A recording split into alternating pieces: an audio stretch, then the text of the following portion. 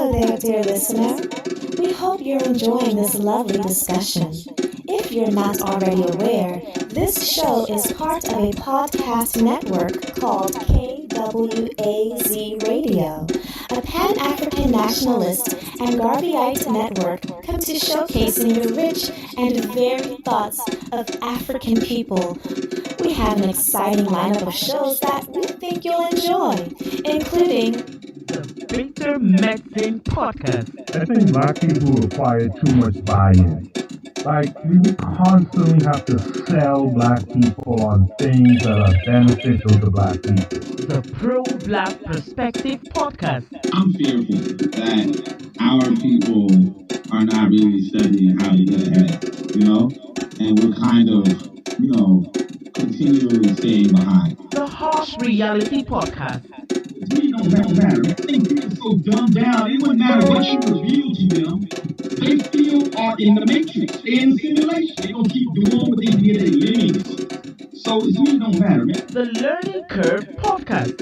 Sexual access has never given you economic empowerment. The only person who has ever been economically empowered by a sexual relationship is the wasp and his woman. The Cathedral Cheek Show. When we start rising up to fight for our own, I guarantee you they'll stop doing what they're doing. I guarantee you they would have let their brother go.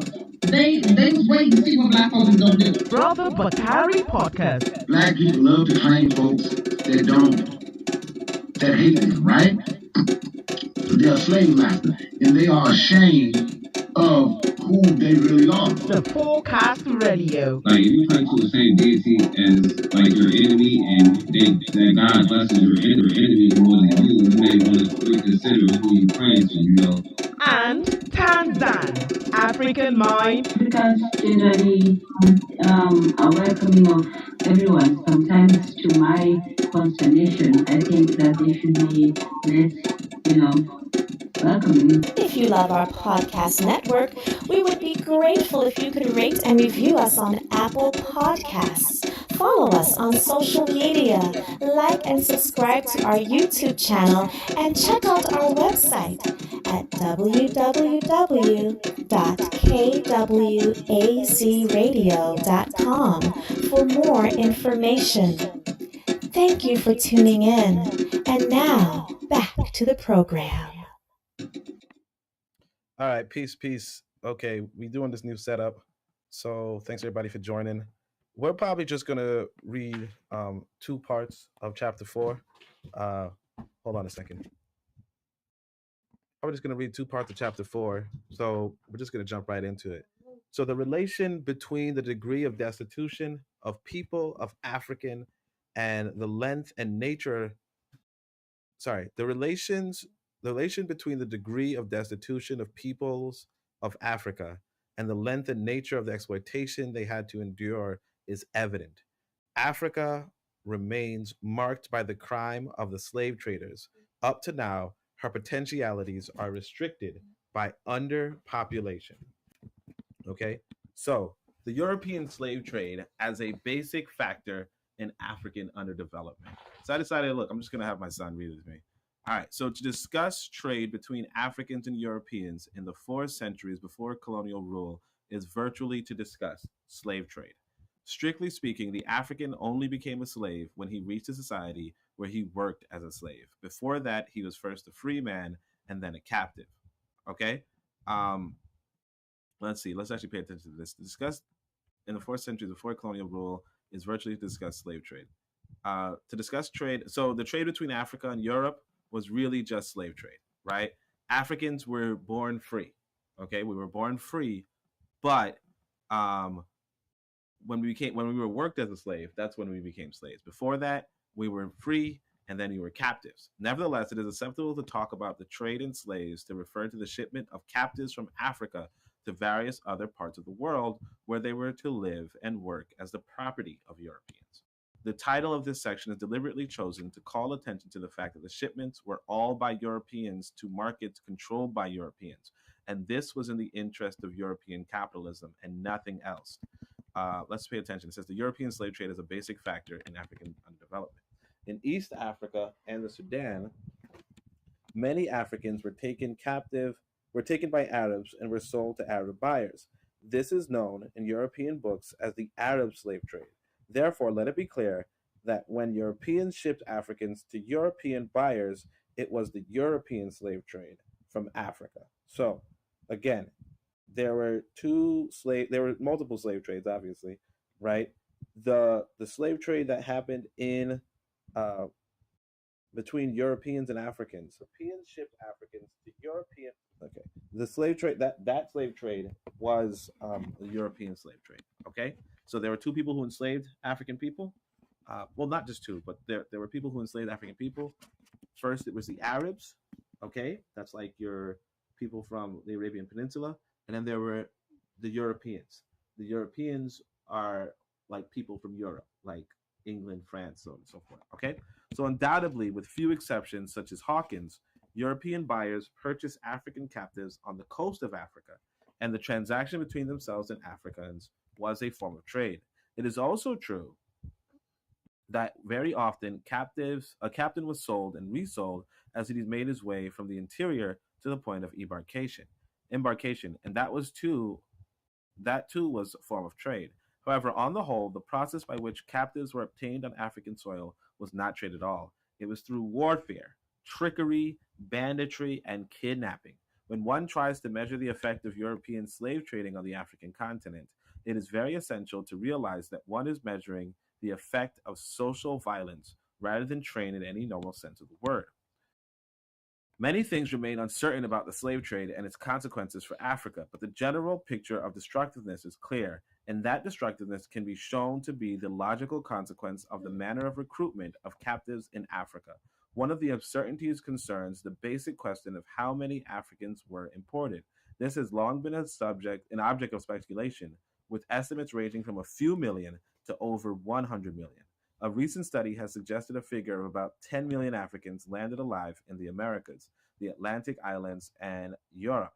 Because it is a low figure, it is already being used by European scholars who are apologists for the capitalist system and its long record of brutality in Europe and abroad.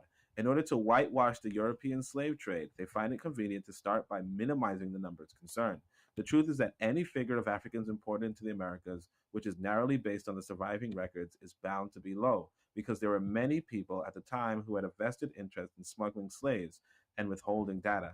Nevertheless, if the low figure of 10 million was accepted as a basis for evaluating the impact of slaving on Africa as a whole, the conclusions that could legitimately be drawn would confound those who attempt to make light of the experience of the rape of Africans from 1445 to 1870. So what he's saying is this: the European estimates only around 10 million people. But 10 million people is a lot of people, right? And that doesn't include how many were killed in the process, okay? How many died in the process. So there's a lot that goes into that figure, right? Either way, let's keep reading. On any basic figure of Africans landed alive in the Americas, one would have to make several extensions, starting with a calculation to cover mortality and transshipment. The Atlantic crossing, or Middle Passage as it was called by European slavers, was notorious for the number of deaths incurred, averaging in the vicinity of 15 to 20%. So 15 to 20% of the people who were transported from Africa survived. Okay? No, wait, was it died or survived? Let's see. There were also numerous deaths in Africa between time of capture and time of embarkation, especially in cases where captives had to travel hundreds of miles to the coast. Most importantly of all, given that warfare was the principal means of obtaining captives, it is necessary to make some estimate as to the number of people killed and injured so as to extract the millions who were taken alive and sound. The resultant figure would be many times the millions landed alive outside of Africa. And it is that figure which represents the number of Africans directly removed from the population and labor force of Africa because of the establishment of slave production by Europeans. So I want you to understand this, right? It's estimated that 2/3 of Africa was wiped out because of this. Okay, 2/3. That's a tremendously high number, right? And don't forget that these same Europeans destroyed, killed 90%, or 99% of the Australians and 99% of the American Indians. So that is that's something to remember, that these people, these Europeans, were not like you look at it. If you look at it from let me crunch the numbers, you're not understanding that they have genocided at least 2 human races, and they were attempting to genocide ours. Okay, all right. So the massive loss to the African labor force was made more critical because it was composed of able-bodied young men and young women. Slave buyers preferred their victims between the ages of 15 and 35, and preferably in the early 20s, the sex ratio being about 2 men to 1 woman. Europeans often accepted younger African children, but rarely any older person. They shipped the most healthy whenever possible, taking the trouble to get those who had already survived an attack on smallpox and who were therefore immune from further attack of the disease, which was then one of the world's great killers, one of the world's great killer diseases. Absence of data about the size of Africans' population in the 15th century makes it difficult to carry out any scientific assessment of the result of the population outflow, but nothing suggests that there was any increase in the continent's population over the centuries of slaving, although this was the trend in other parts of the world. Obviously, fewer babies were born than would otherwise have been the case if millions of childbearing ages were not eliminated. Besides, it is essential to recognize that the slave trade across the Atlantic Ocean was not the only connection which Europeans had with slaving in America. The slave trade of the Indian Ocean had been called the East African slave trade and the Arab slave trade for so long that it hides the extent to which it was also a European slave trade. So that's a little important. Besides, it is essential to recognize that the slave trade across the Atlantic Ocean was not the only connection that Europeans had with slavery in Africa. The slave trade on the Indian Ocean. So they were also, the Europeans were also on the eastern side and not just the northern side. Let me see something. Somebody wrote a comment to something. All right, so East African slave trade. So the Europeans also participated in the East Africa, and we know this because when we went to Tanzania, we heard of, for instance, one sister was telling us about her people, her ethnic group, and how they had fought the Germans, right? So we know that the Germans were in East Africa, at least. But we know that. We know because they were also speaking English, so we know the British were there. All right, so when the slave trade from East Africa was at its height in the 18th century and the early 19th century, the destination of most captives was the European-owned plantation economies of Mauritius, Reunion, and Seychelles, as well as the Americas via the Cape of Good Hope. So this is some type of Cape of Good Hopes. Besides, Africans laboring as slaves in certain Arab countries in the 18th and 19th century were all ultimately serving the European capitalist system, which set up a demand for slave-grown products such as the clove groans. Zanzibar under the supervision of Arab masters. So I don't really agree with this right here, ultimately serving the European capitalist system. I do not want the Arab autonomy to be taken away. And the Arab just being seen as servant to the European. But at the same time, I understand what he's saying. I just don't like this sort of reductionism of, capitalism being the only big bad, because, there were big bads before capitalism, and there'll be big bads after capitalism. Let's see if we can find where we were. I think I lost my page.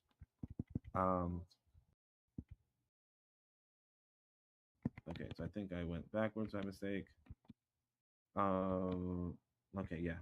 So no one has been able to come up with a figure representing total losses to the African population sustained through the extraction of slave labor from all areas to all destinations over the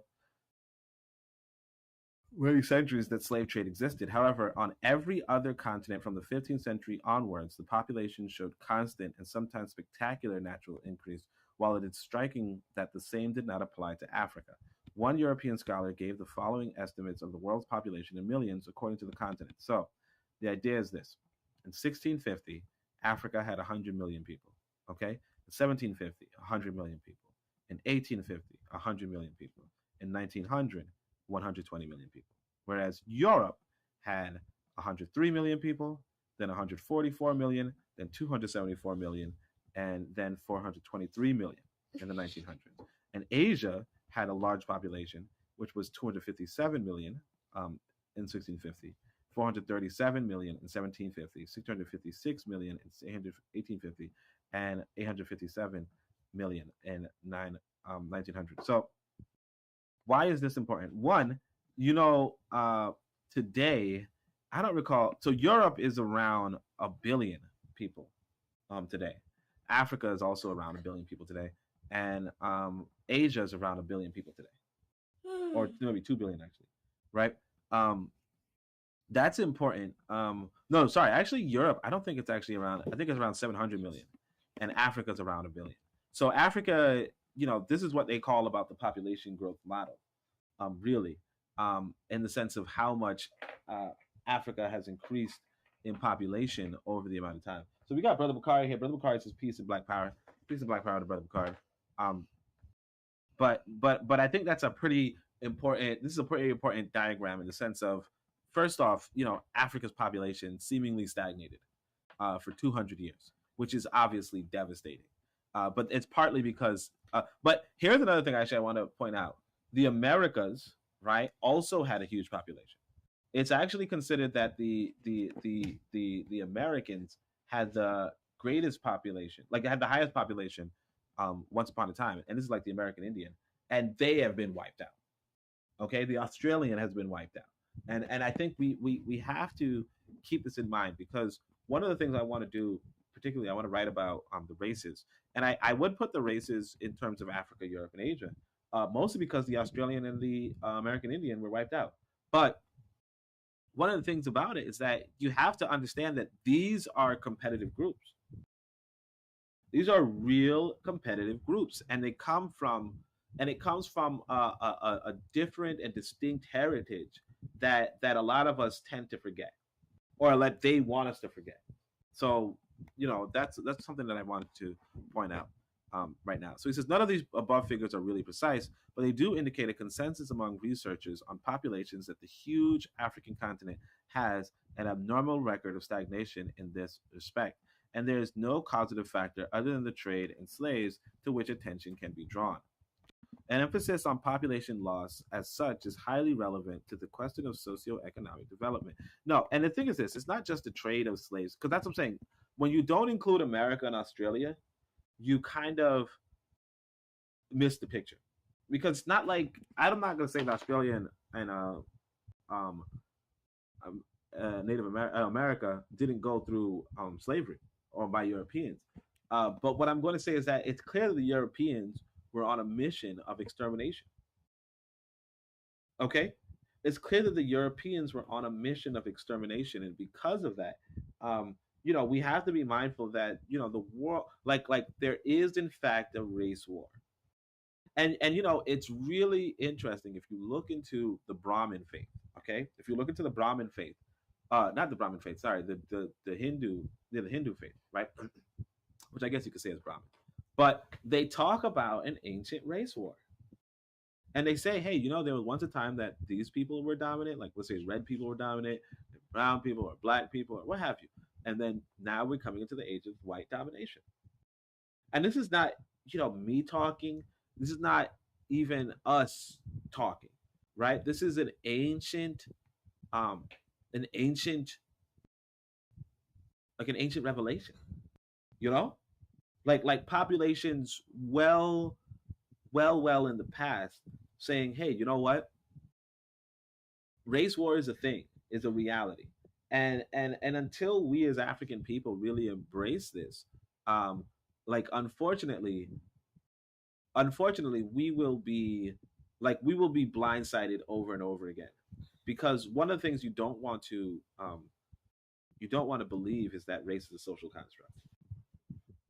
Okay, that's one of the things you do not want to believe, that race is a social construct. So we're going to keep going. An emphasis on population loss as such is highly relevant to the question of socioeconomic development. Population growth played a major role in European development in providing labor, markets, and the pressure which led to further advance. Japanese population growth has similar positive effects, and in other parts of Asia, which remained pre-capitalist, the size of the population led to a much more intensive exploitation of the land than has ever been the case in what is still a sparsely peopled African continent. So long as the population density was low, then human beings viewed as units of labor were far more important than other factors of production such as land. From one end of the continent to the other, it is easy to find examples that African people were conscious that population was in their circumstances the most important factor of production. Among the Bemba, for instance, numbers of subjects were held to be more important than land. Among the Shambhala of Tanzania, the same feeling was expressed in the saying, a king is people. Among the Balanta of Guinea-Bissau, the family strength is represented by the number of hands there are to cultivate the land. Certainly, many African rulers acquiesced in the European slave trade for what they considered to be reasons of self-interest, but on no scale of rationality could the outflow of population be measured as being anything but disastrous for African societies. Okay? African economic activity. And again, when you understand race, you understand that the white man has no interest in preserving you as another race. Okay? Just as, and I want people to understand this. So sometimes, I can't remember actually. I think species, right? So in terms of species, the species that we belong to is called Homo sapiens. Okay? We belong to a species called Homo sapiens. Are you paying attention? No. We belong to a species called Homo sapiens. There's another species, right, in the same genus. So a genus is kind of like the family of a species, right? So in the genus of Homo, right, and this just means human, right? Well, not human, but like hominid. It's short for hominid, maybe, possibly. I don't know. Who cares? But in the genus of Homo, you have Homo neanderthalis. Okay? So, and that's short, that's a long scientific term for Neanderthals. Okay? So they have a species. Now, the question to you is this, right? Does the Homo sapien have any interest? Like, does the Homo sapien have any rational interest outside of, feeling good, of preserving the Neanderthal, right? And the answer is no. However, one thing we have to understand is that the Neanderthal is preserved in Europeans. Okay? But the Neanderthal has no interest in preserving Homo sapiens. And that's the thing that we have to understand, that when you come into this idea of, oh, well, there are different races, or there are different subspecies, if you will, or there are hybridizations with different subspecies or different species, right? When you come to that understanding, you begin to realize that, critiquing Europe for not serving in the interest of Africans is a mistake, because the European has no business serving in the interest of Africans. But that's what I'm going to say on that, right? So African economic activity was affected both directly and indirectly by population loss. For instance, and let me just double check that I'm online. Yeah, I think I'm online. Let me just double check that I'm online. Yeah, I'm online. Okay, so let's go back to it. African economic activity was affected both directly and indirectly by population loss. For instance, when the inhabitants of a given area were reduced below a certain number in an environment where tsetse flies was present, the remaining few had to abandon the area. In effect, enslavement was causing these people to lose their battle to tame and harness nature, a battle which is the basis of development. Violence also meant insecurity. The opportunity presented by European slave dealers became the major, though not the only, stimulus for the great deal of social violence between different African communities and within any given community. It took the form more of raiding and kidnapping than of regular warfare, and that fact increased the element of fear and uncertainty. Both openly and by implication, all the European powers in the 19th century indicated their awareness of the fact that the activities connected with producing captives were inconsistent with other economic pursuits. That was the time when Britain in particular wanted Africans to collect palm produce and rubber and to grow agricultural crops for export in place of slaves. And it was clear that slave raiding was violently conflicting with the objective in Western, Eastern, and Central Africa. Long before that date, Europeans accepted the fact that when their self-interest was involved. For example, in the 17th century, the Portuguese and Dutch actually discouraged slave trade on the Gold Coast, for they recognized that it would be incompatible with gold trade. However, by the end of the century, gold had been discovered in Brazil, and the importance of gold supplies from Africa was lessened. Within the total Atlantic pattern, African slaves became more important than gold, and Brazilian gold was offered for African captives at Waide, Dahomey, and Accra. At that point, slaving began undermining the Gold Coast economy and destroying the gold trade. Slave raiding and kidnapping made it unsafe to mine and to travel with gold, and raiding for captives proved more profitable than gold mining. One European on the scene noted that as one fortunate marauding makes a native rich in a day, they therefore exert themselves rather in war, robbery, and plunder than their old business of digging and collecting gold. So you see that the economic motive, and that's the thing that we have to understand too, that economics really motivates humans, just generally speaking. And so, what is the market of the day? Really kind of determines a lot of the activity of the day. Okay, um, pay attention. Okay, so the above changeover from gold mining to slave raiding took place within a period of a few years between 1700 and 1710, when the Gold Coast came to supply about 5,000 to 6,000 captives per year. By the end of the 18th century, a much smaller number of captains were exported from the Gold Coast, but the damage has already been done. It is worth noting that Europeans sought out different parts of West and Central Africa at different times to play the role of major supplier of slaves to the Americas. This meant that virtually every section of the long western coastline between the Senegal and Kunene River had at least a few years' experience of intensive trade in slaves, with all its consequences.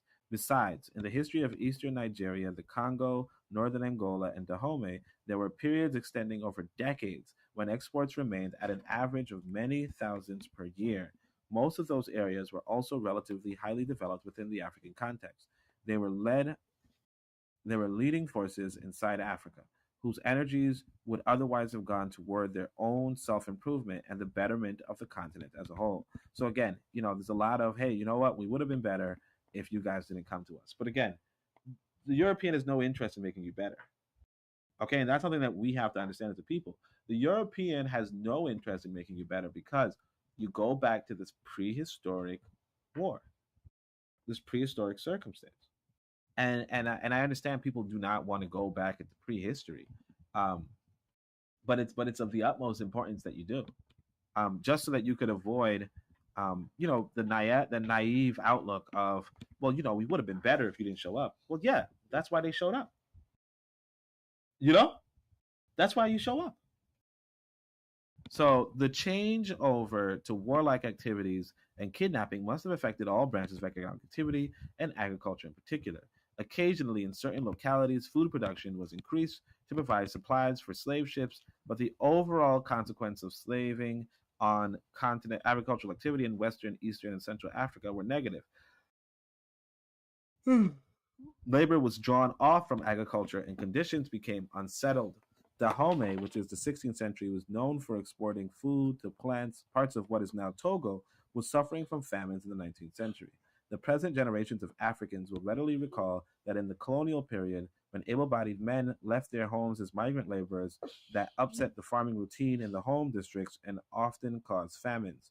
Slave trading, after all, meant migration of labor in a manner 100 times more brutal and disruptive. So you get that even today, if you were to leave your house as a man for economic activity, right, like that could devastate the home, right? So he's saying, look, it was worse in Africa. Okay, I mean, sorry, it was worse during the slave trade, right, or during slave raiding. So to achieve economic development, one essential condition is to make the maximum use of the country's labor and natural resources. Usually, that demands peaceful conditions. There has been times in history when social groups have grown stronger by raiding their neighbors for women, cattle, and goods because they then use the booty for the raids for the benefits of their own community. Slavery in Africa did not even have that redeeming value. Captives were shipped outside instead of being utilized within any given African community for creating wealth from nature. It was only as an accidental byproduct that in some areas, Africans who recruited captives for Europeans realized that they were better off keeping some captives for themselves. In any case, slaving prevented the remaining population from effectively engaging in agriculture and industry, and it employed professional slave hunters and warriors to destroy rather than build. Might apart from the moral aspect and the, so I guess maybe more, More apart from the moral aspect and the immense suffering that it caused, the European slave trade was economically totally irrational from the viewpoint of African development. Okay?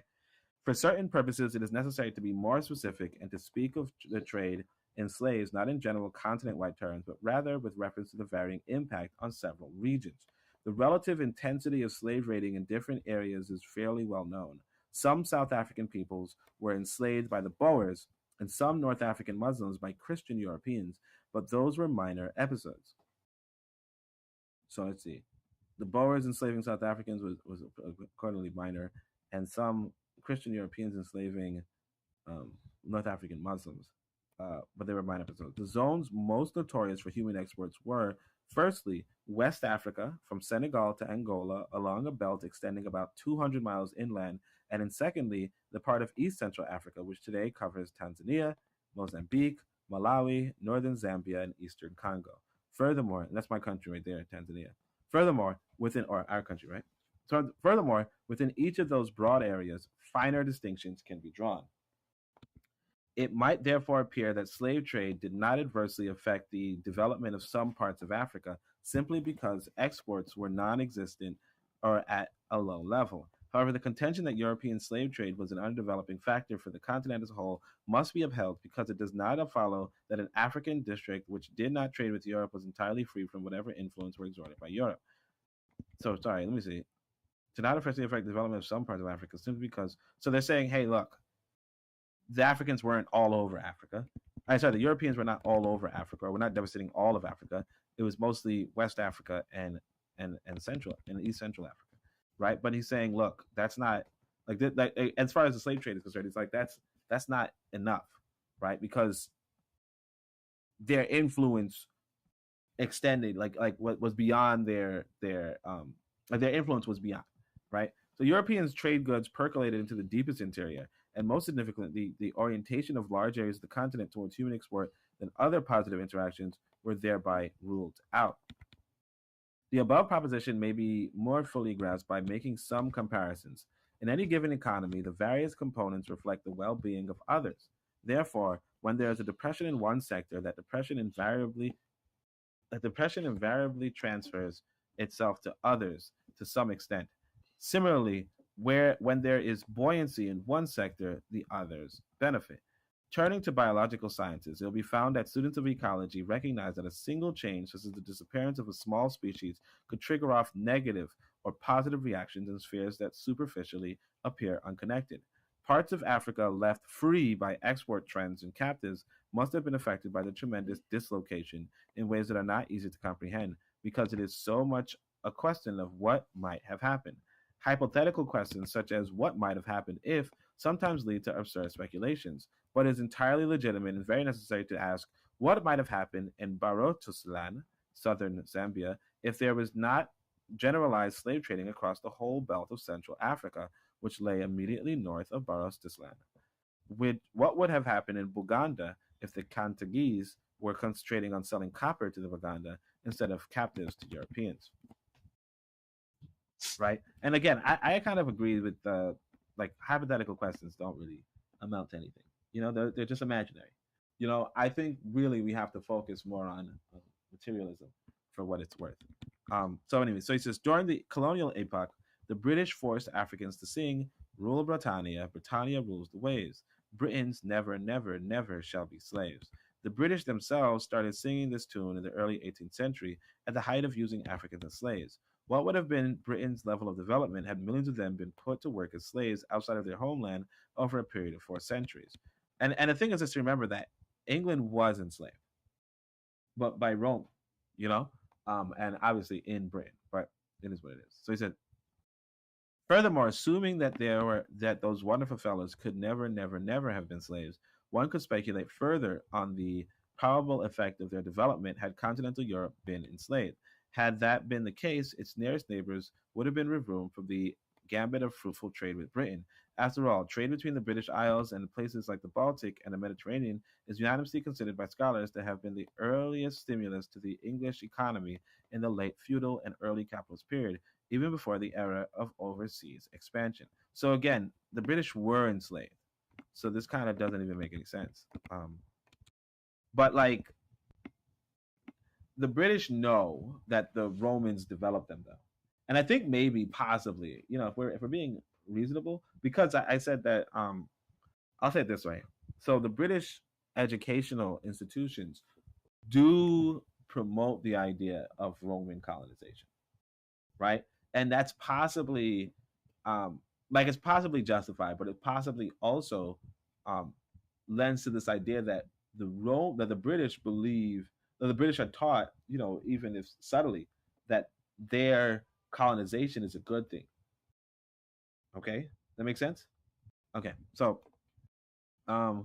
let's keep going. Early capitalist period, blah blah blah. So one tactic that is now employed by certain Europeans, including American scholars, is to say that European slave trade was undoubtedly a moral evil, but it was economically good for Africa. Here, attention will be drawn only very briefly to a few of those arguments to indicate how ridiculous they can be.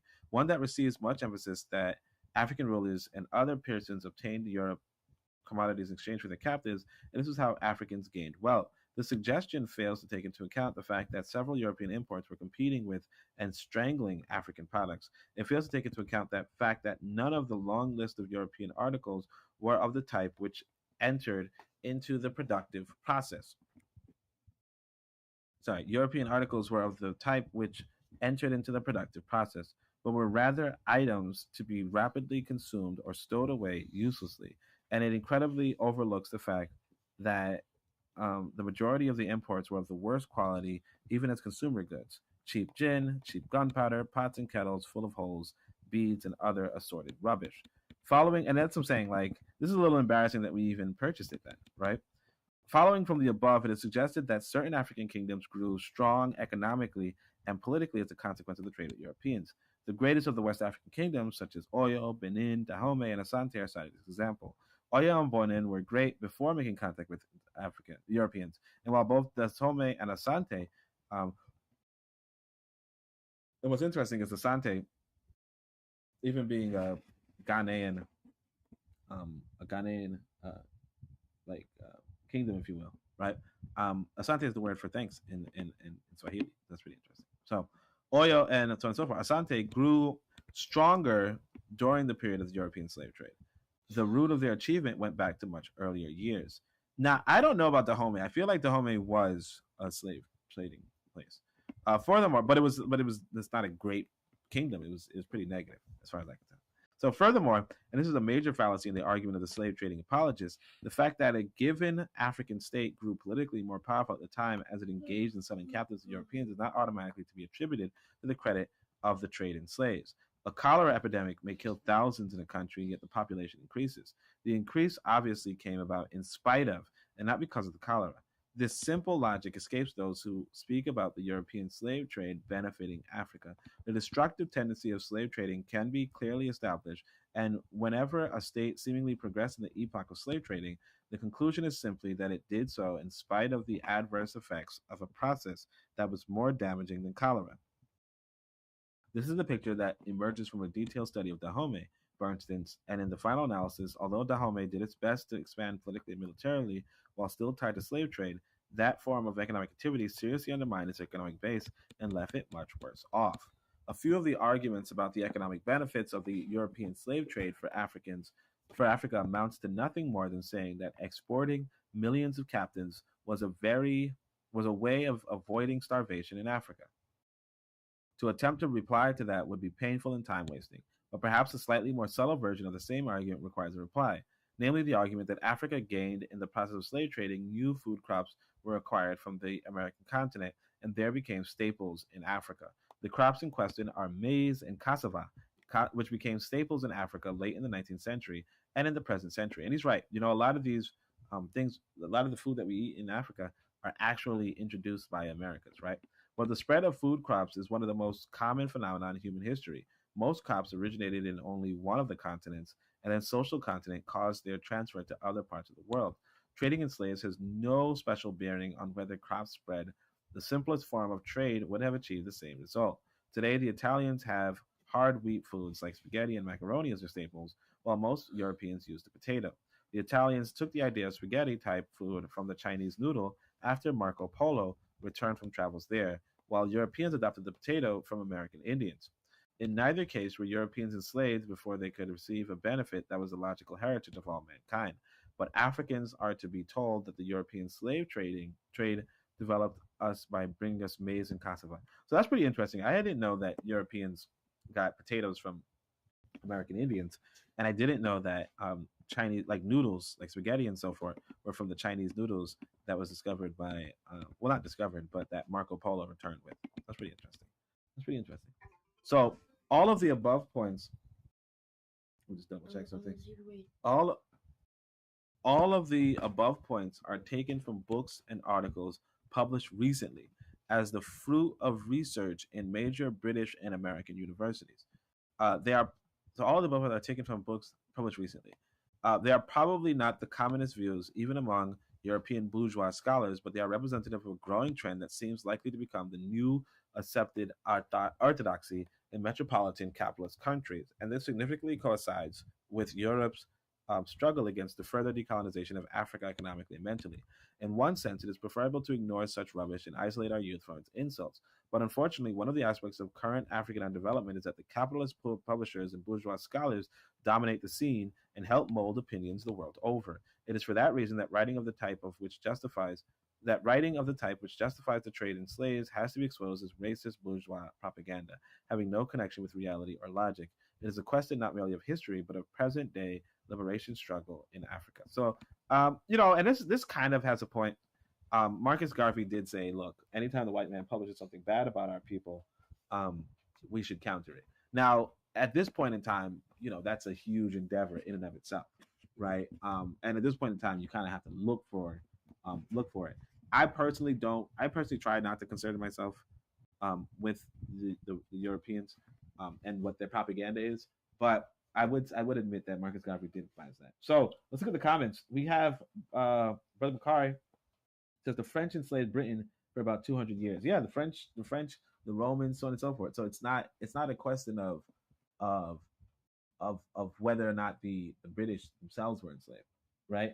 Matron says the British were educated to think that civilization by any means is good, but that's because they were so backwards. Yeah, the British were horribly backwards. And shout out to the Matron. Appreciation for coming through.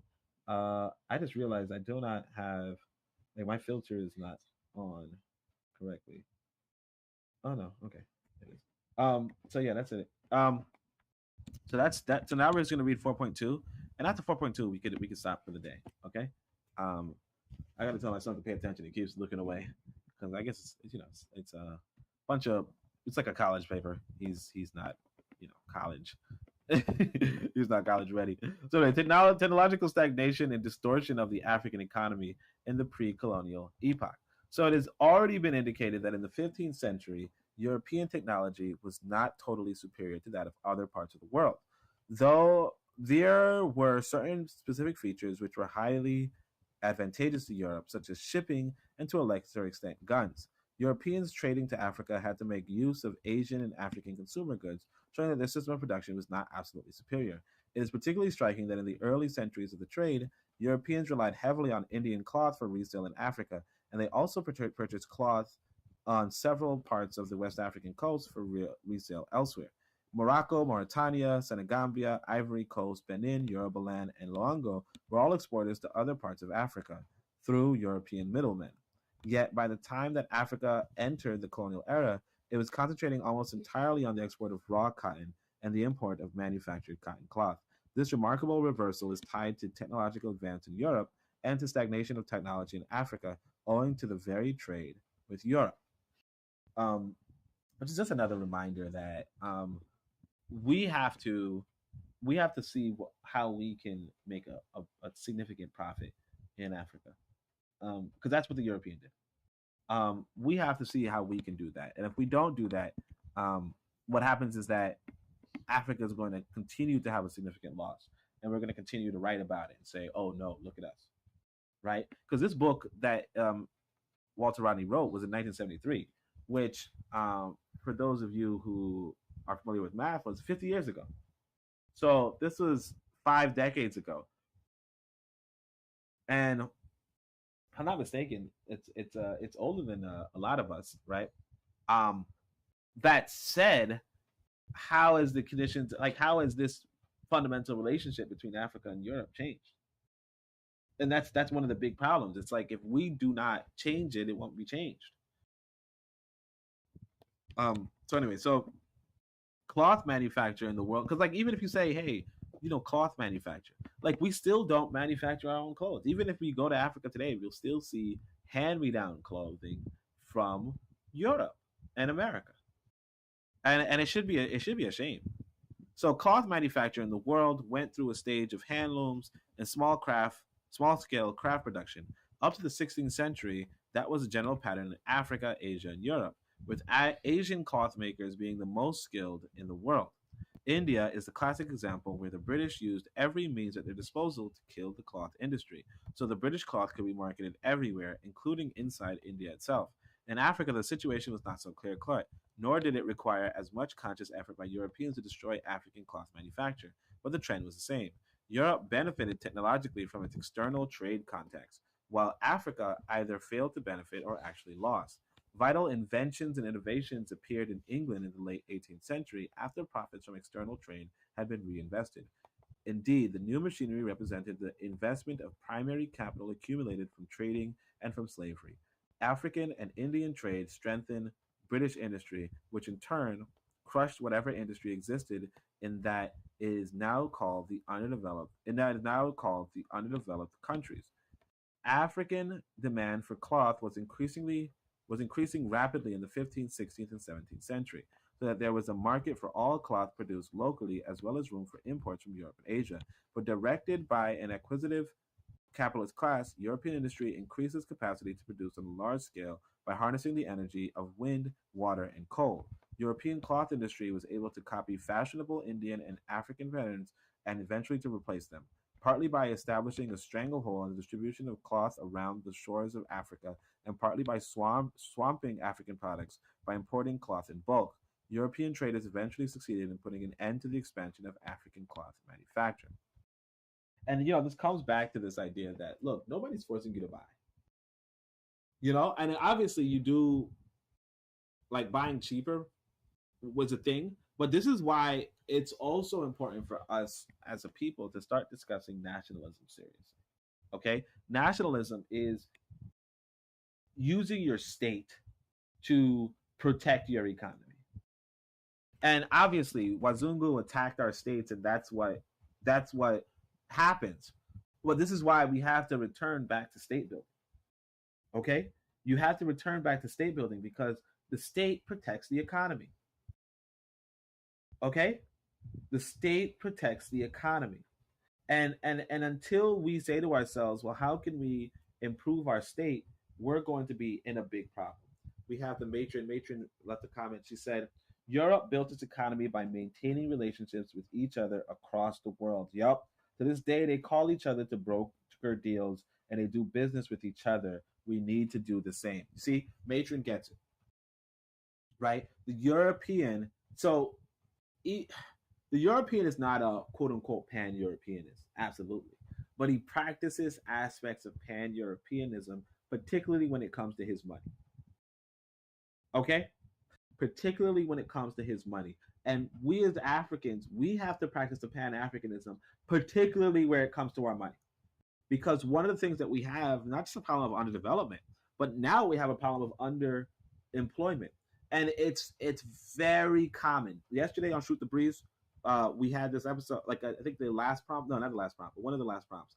One of these little boys, these young boys, outside, kind of like, quote unquote, protecting their territory, but pretty much shooting and killing each other for entertainment. Okay? That's not a life that we as African people should be reduced to. But it's a life that we have. And it comes back to, hey, look, we're not trying to protect our economy. We're not trying to protect ourselves from other people. We're just killing ourselves because of the underemployment problem. And that's something that we alone can address. And I want us to become serious about that. So let's keep reading. So there are many varied social factors which combine to determine when a society makes a breakthrough from small-scale craft technology to equipment designed to harness nature so that labor becomes more effective. Okay, that means better. More effective means better. Okay. One of the major factors is the existence of a demand for more products that can be made by hand so that technology is asked to respond to a definite social. Sorry, this is, I shouldn't have interrupted. All right, so look, there are many various social factors we combine to determine when a society makes a breakthrough from small scale craft technology to equipment designed to harness nature so that labor becomes more effective. Basically, he's saying there are many factors for industrialism. Okay, one of the major factors is the existence of a demand for more products that can be made by hand. Okay, I thought it was a typo. Then can be made by hand, so that technology is asked to respond to a definite social need, such as that for clothes. When European cloth became dominant onto the African market, it meant that African producers were cut off from the increased demand. Right, the the craft producer the craft producer either abandoned their task in the face of cheap, available European cloth, or they continued on the same small hand worked instruments to create styles and pieces for localized markets. So the Europeans sold cheap things, or Africans said, okay, let's just make something better, right? Because the European made quantity, and then like it was kind of quantity, but you could have made better quality by hand. So therefore, there was what can be called technological arrest or stagnation, and in some instances, actual regression, since people forgot even the simple technique of their forefathers. The abandonment of traditional iron smelting in most parts of Africa is probably the most important instance of technological regression. So it's actually important to this is actually an important statement. A lot of African people descend from iron workers. Okay, so what is known as the Bantu, if you will, right, were people who were skilled in iron making. And many, many, many, many Africans on the continent and obviously the diaspora descend from the Bantu, right? The Bantu were, like I said, metal workers. Today, most of us don't know metal working. And that's what he's saying is part of the technological regression of Africa. So development means a capacity for self-sustaining growth. It means that an economy must register advances, which in turn will promote further progress.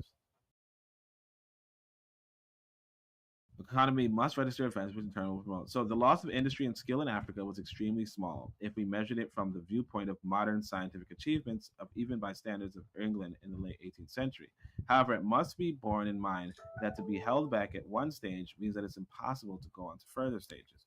When a person was forced to leave school after only 2 years of primary school education, it is no reflection on him that he is academically and intellectually less developed than someone who had the opportunity to be schooled right through to university level.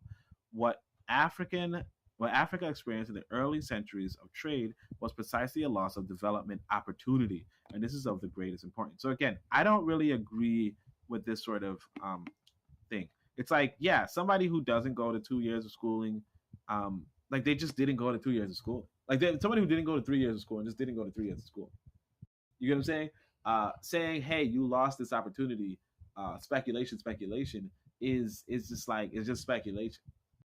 And obviously I could see, yeah, if you pull somebody out of school, they have so forth. But that's it's kind of like, for me, it's like, okay, that's what happened. And again, if your enemy pulls you out of school, I completely understand. Like I don't necessarily have that continued sympathy in a sense. You get what I'm saying? Like for instance, you're my son, right? So I have my son right here, right?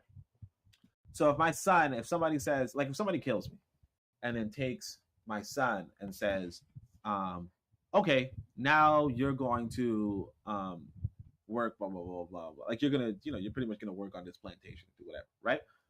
Like, I'm not going to say, oh, well, they should have, that it's their fault that he didn't, go to university. Like, yeah, okay, but why would they put him in university? You get what I'm saying? And especially because they're not his people. Now, it's different if they are your people.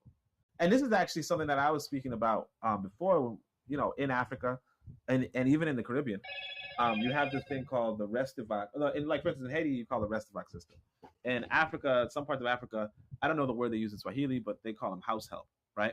And essentially, it's like you go to the village, you get a girl who actually has a girl or a boy who has no educational prospects really in the village, and then you make her work for cheap until she's old enough and you throw her back on the streets. which is a horrible system, a horrible thing to do to another human being. But that's us doing that to us, you know. So for that, I'm like, that's condemnable, right? Although, like I said, you know, the people don't even have educational prospects to begin with. You might be giving them a better life than they would have had otherwise. All the same, for the European to come across the globe, to come across the country, to come across the world, and then treat you poorly like he's supposed to. But you were supposed to have fought him and not have lost. And that's the thing that we have to understand as a people, is that you should fight these other people and not lose. But if you lose, of course you become a captive. And of course you lose opportunities. That's the whole point of winning a fight. You know, war doesn't determine who's right. War determines who is left. That's what the European told us. War does not determine who is right. War determines who is left. So let's see what the comments are. Matron says, did you hear that they have internal and external market strategies? Yeah, of course. And you know what? Because Matron actually reads the Bible, right? You read the Old Testament, and you realize that a lot of that's why I call this the worship, okay? Because they think this is worship, right? But a lot of the religious groups, particularly the Abrahamic religions, because that's one I'm more familiar with, right? Although I don't, I'm not really familiar with them, but I'm saying I'm more familiar. A lot of them document how do you behave with quote unquote Gentiles and whatever they call themselves, Jews and Gentiles, right? So the way you treat a Gentile is different than how you treat a Jew. So one of the freaking laws, for instance, was, hey, do not sell rotten meat to your own brother and sister. Like, don't sell rotten meat to a Jew, but you can sell rotten meat to a Gentile. You know, do not charge interest to a Jew, but you can charge interest to a Gentile. Okay? A lot of it comes back to, hey, there's a way to treat your own people, and there's a way to treat strangers, to treat foreigners. And I think, like, again, I'm not mad at it. That's what I'll say. I'm not mad at it. I understand that some people want everybody to treat you fair and equally, and that's going to be good for you. And that's what the Christians and the Muslims come to you and tell you. Hey, we're a religion of peace. We're all humans. We're not all humans. Okay? Not in the same way. I want people to, like, I'm actually having trouble writing this book because I don't know how to put this without being controversial. But I'll tell you this way. We once believed that something was in the same race if they could reproduce with each other and the children were still fertile, right? Classic example is a donkey and a donkey and a mule. No, sorry, a horse and a donkey are not in the same race, right? Because even though a donkey and a horse could reproduce, a mule, for instance, the mule is infertile. Okay? So therefore, they're not in the same race, right? Pay attention, right? They're not in the same race. However, a tiger and a lion, which are different races, can reproduce and create fertile reproductions, namely a liger. Maybe not a tigon, but a liger, right? That said, the liger can then reproduce with the lion or reproduce with the tiger, and then that other genetic memory is going to, it can possibly propagate and become a characteristic of either the lion or the tiger, which is pretty interesting, right? That's what happened in human history. You had different races, Neanderthals and humans, okay? You had different races, Neanderthals and humans, and Denisovans, right? You had these four, Denisovans, I don't know, Denisovans, but you had these three, or more, who knows? And even those Neanderthals and Denisovans reproduced, hybridization, inter whatever, right?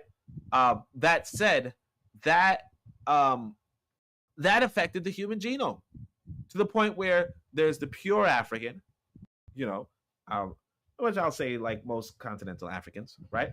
And then you have these hybridization examples that we call today Europeans and Asians, right? And because of that, you cannot come to us and say that there's one human race.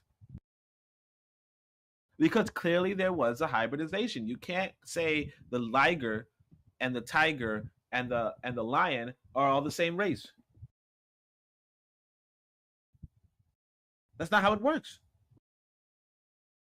And because it's not how it works, we have to understand, like as Matron said, these other races understand you as a competitor.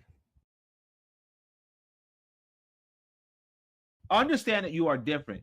But the Christian and the Muslims, what they do is they come to you and they tell you, hey, no, the world's at peace. See, the Indians will tell you straight up, no, the world's at war.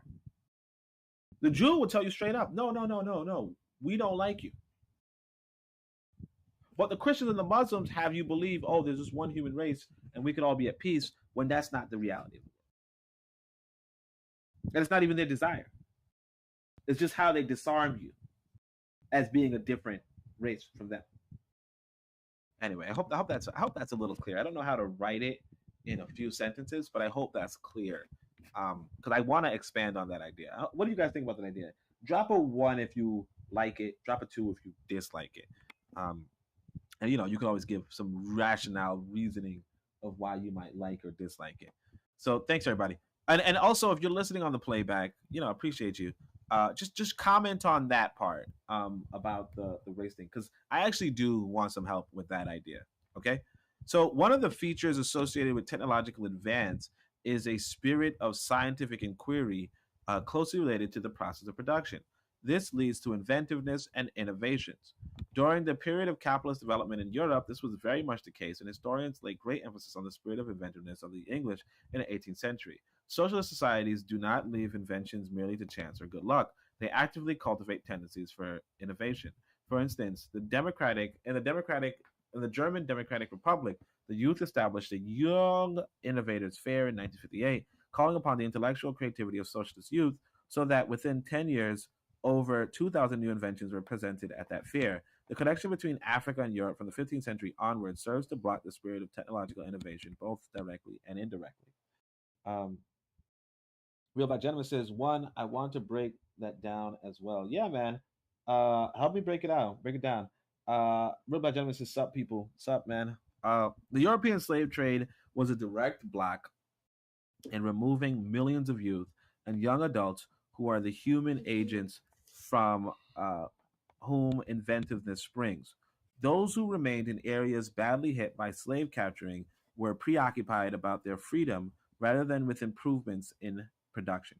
Besides, even the busiest Africans in West Central or East Africa were concerned more with trade than with production because of the nature of contact with Europe, and that situation was not conducive to the introduction of technological advances.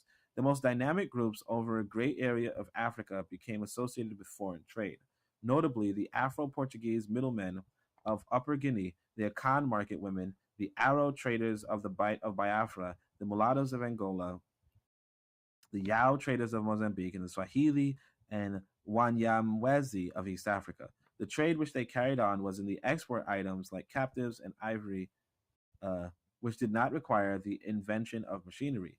Apart from that, they were agents for distributing European imports. Damn. So that's actually pretty interesting. Let's go back to that. He says, the European slave trade was direct in removing millions of young from the inventiveness that remains in areas badly hit by slave trading, so on and so forth. Besides, even the busiest Africans in West Africa were concerned more with trade than with production because of the nature of contact with Europe, and that situation was not conducive to the introduction of technological advances. So he's like, look, most of us were actually like one thing we have to understand about Africa, in fact, is that they had a reputation before being great traders. Okay, so trade is the source of wealth. Trade is how you get wealthy. I'll just put it that way. Production is obviously good too, because then you could trade better. You could trade for better items if you produce it. That said, he's saying, look, there are a lot of our people who are notable traders, notable tradespeople. And notice this. Actually, I want people to pay attention to this. He says the Afro-Portuguese middlemen of Upper Guinea. This is something to really understand. No. I think I'm mistaking something. But there was this. I can't remember which island, like which place it was. It's probably Brazil. So I should have looked for Brazil. But like some Brazilians actually traveled back to Africa and established trading places. But I don't think this is what he meant. But I can't remember what country it was, so I can't even verify. But anyway, so he's like, this did not require the invention of machinery. And this is something that I really want to stress too, is that, you know, a lot of the speculation is that Africa would have developed machinery independent of Europe, you know, in due time. But I think that's not really too clear. Given how long African history is, it isn't really clear if they would have developed machinery. I think the reason why the Europeans developed machinery is because they inherited that tradition from the Arabs, and the Arabs inherited that tradition from North Africa, namely Egypt, right? But obviously, like Egypt was an exceptional country, you know. Egypt, you know, obviously inherited itself from Ethiopia, right, Kush, but even so, Egypt was a very exceptional country. So it's not really evident that these small localized phenomena would become the universal phenomena. Like although they could be localized phenomena elsewhere, right? It's not really, oh well, you know, because this happened, therefore, you know, all of Africa would have, you know, that's not really clear. And the reason why I say that is because, like, let's say for instance, Ukraine today is getting its butt kicked. It's getting its butt kicked in its own country, but it's never developed to the level of Russia or England or France. You know, like it never did. Same with Portugal. Like the idea of universal development, like that the socialists kind of, you know, intimate, is just not realistic. You know, now I do think that we have an opportunity to develop, you know, parts of Africa today if we really put our minds to it. But to just, you know, oh my gosh, we would have been so much better if, you know, we would have had this, we would have had flying spaceships, we would have had Wakanda, right? It's not necessarily the case. You know, it's not necessarily the case. But anyway, so when Britain was the world's leading economic power, it used to be referred to as a nation of shopkeepers. But most of the goods in their shops were produced by themselves. And it was while grappling with the problems posed by production that their engineers came up with so many inventions. In Africa, the trading group could make no contribution to technological improvement because their role and preoccupation took their minds and energies away from production. Again, it's just really, like, this is just really like, you know, Space Jam reaching, you know, because you don't know. You know, you can't say with absolute certainty that something would have happened, because that's just impossible. Let me just double check to see if I'm still online. I don't know how to check that. Let me just double check that I'm still online, because, you know, one thing that's happening is that I'm using the internet. I think I'm still online. So, like, one thing, I'm using wireless, but I neglected to switch over to my own personal wireless. So, you know, like this other wireless for some reason is not consistent. So anyway, so let's see. Apart from inventiveness, we must also consider the borrowing of technology. When a society, for whatever reason, finds itself technologically trailing behind others, it catches not so much by independent inventions, but by borrowing. Indeed, very few of man's major scientific discoveries have been separately discovered in different places by different people. Once a principle or a tool is known, it spreads or diffuses to other people. Why then did European technology fail to make its way into Africa during the many centuries of contact between the two continents? The basic reason is that the very nature of Afro-European trade was highly disfavorable to the movement of positive ideas and techniques from the European capitalist system to the African pre-capitalist, communal, feudal, and pre-feudal system of production. So so the Europeans do not give you technology. That's not something to, oh my gosh, you know, they underdeveloped us. They didn't even give us their technology. Like, they don't like you. Europeans like you? No, they don't like you. So yeah, you know, like, yeah, they're not going to give you the technology. Anyway, the only non-European society that borrowed effectively from Europe and became capitalist is that of Japan. Japan was already a highly developed feudal society progressing towards its own capitalist forms in the 19th century. Its people were neither enslaved nor colonized by Europe, and its foreign trade relations were quite advantageous. For instance, Japanese textile manufacturers and the stimulus of their own growing internal markets, and some abroad in Asia and Europe, Under those circumstances, the young Japanese capitalist class, including many former feudalist landowners, borrowed technology from Europe and successfully domesticated it before the end of the 19th century. The use of this example from outside of Africa is meant to emphasize that for Africa to have received European technology, the demand would have had to come from inside Africa, and most probably from a class or a group who saw profit in the new technology. There had to be both willingness on the part of Europeans to transfer technology and African socioeconomic structures capable of making use of that technology and internalizing it. But again, so what? Not so, you know what I mean? Like, come on.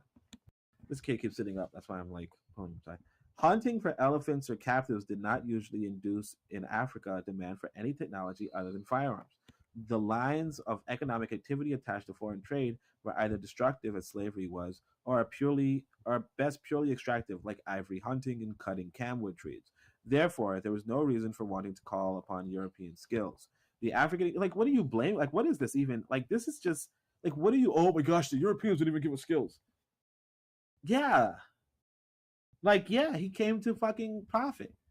Oh, I'm sorry, I shouldn't curse in front of this kid. But yeah, he came to profit. He came to profit. He came to exploit. So yeah, what is he giving you skills for?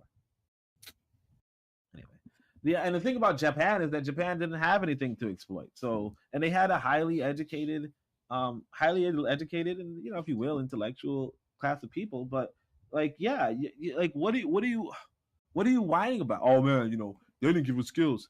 Of course not. And the thing is that this doesn't just happen. I want people to understand this, that this doesn't just happen between Africans and Europeans or Europeans and Africans, right? This happens even among genders. This woman, she sent me this text, and I don't know the translation, but I'm going to read it to you guys. It's because it's a Swahili woman on Twitter, right, who is complaining about something.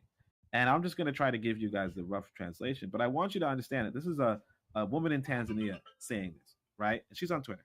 She says, kuna wananume wana uwezo lakini hawatupi mitaji wala akili ya maisha, wanajua umaskini wetu ndio unafanya tupo nao ili waendelee kutuchezea mili yetu. Now, I don't understand all of it, right? Kuna is to have, I think, or we, whatever. Wanaume is men, so on and so forth. Uwezo is, who can, but, lakini is but, so on and so forth, right? But the translation I got was, there are men who have money and power, but they are not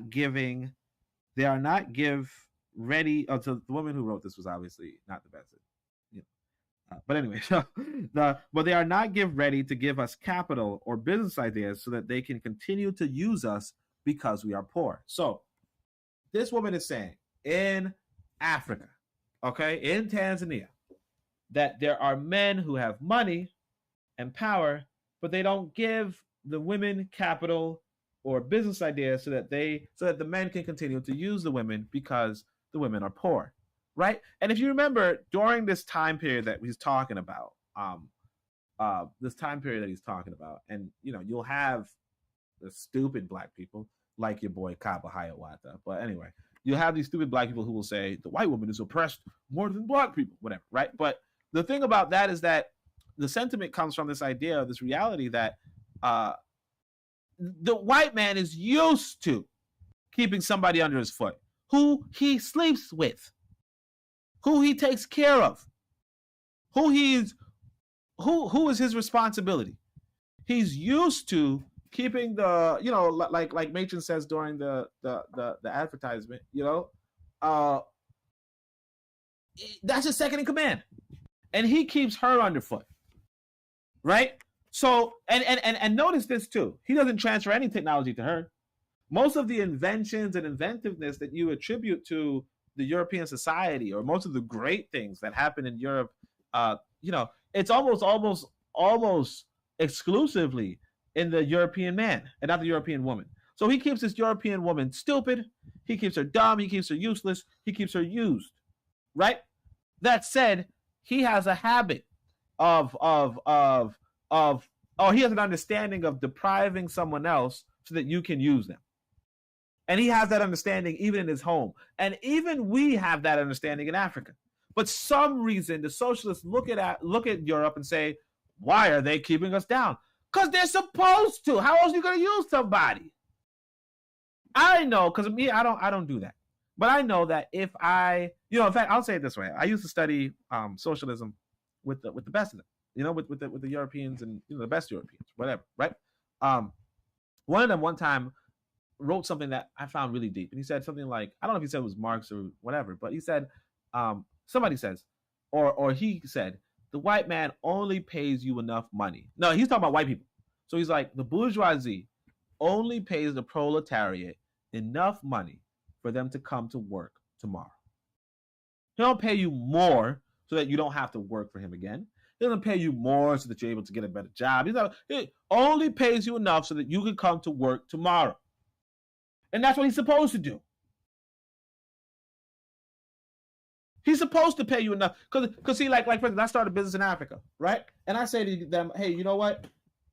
I'll pay you guys enough for you to start your own business. You know what's going to happen to my business? I'm not going to have any employees. And eventually I'm going to run out of employees, or I'm going to run out of money, whatever. I'm going to run out of employees, I'm going to run out of money, or, and probably most realistically, I'm going to have more competitors. Well, basically, if you're paying people enough for them to no longer work for you, you're not going to have workers. Okay? You're not going to have workers. So the European, he says, yeah, look, I'm going to, if I want to have a technological advantage, and this is why we go back to the words of the Germans, because the Germans are, considered the intellectuals of Europe, really, right? But they're telling you, yeah, you do not want more countries to industrialize, because the more countries that industrialize, the less impact your industrial products are going to have on the economy. We'll just go there, right? So the African economy would have had little room for such skills unless negative types of exports were completely stopped. A remarkable fact that is seldom brought to light is that several African rulers in different parts of the continent saw the situation clearly and sought European technology for internal development, which was meant to replace the trade in slaves. So again, Europeans deliberately ignored those African requests that Europe should place certain skills and techniques at their disposal. Well, no shit, Sherlock. Why should they not? Like that's the trouble. But anyway, we've already went over that, so I won't. As some people say, beat a dead rock. Anyway, this was an element in the Congo situation of the early 16th century, which has already been mentioned. It happened in Ethiopia also, though in Ethiopia no trade in captives was established with Europeans. A Portuguese embassy reached the Ethiopian court in 1520. Having examined Portuguese swords, muskets, clothes, books, and other objects, the emperor Lagnadegno felt the need to introduce European technological knowledge into Ethiopia. Correspondence exists between the emperor and European rulers such as Kings Manuel I and John III of Portugal and Pope Leo X, in which requests were made for European assistance to Ethiopian industry. Until late in the 19th century, Ethiopian petitions to that effect were being repeated with little or no success. But again, you begging, it's like the old phrase, right? This is an African-American phrase, right? Negroes are always knocking on the wrong door, talking to the wrong people, and asking the wrong questions. Now, some people might say Ethiopia is not Negro, but it still applies. African people are always knocking on the wrong door, okay? Talking to the wrong people and asking the wrong questions. You're not supposed to be hounding the European, hey, can you help me develop myself? No. Because if I want to conquer you and you are developed, I'm going to have trouble.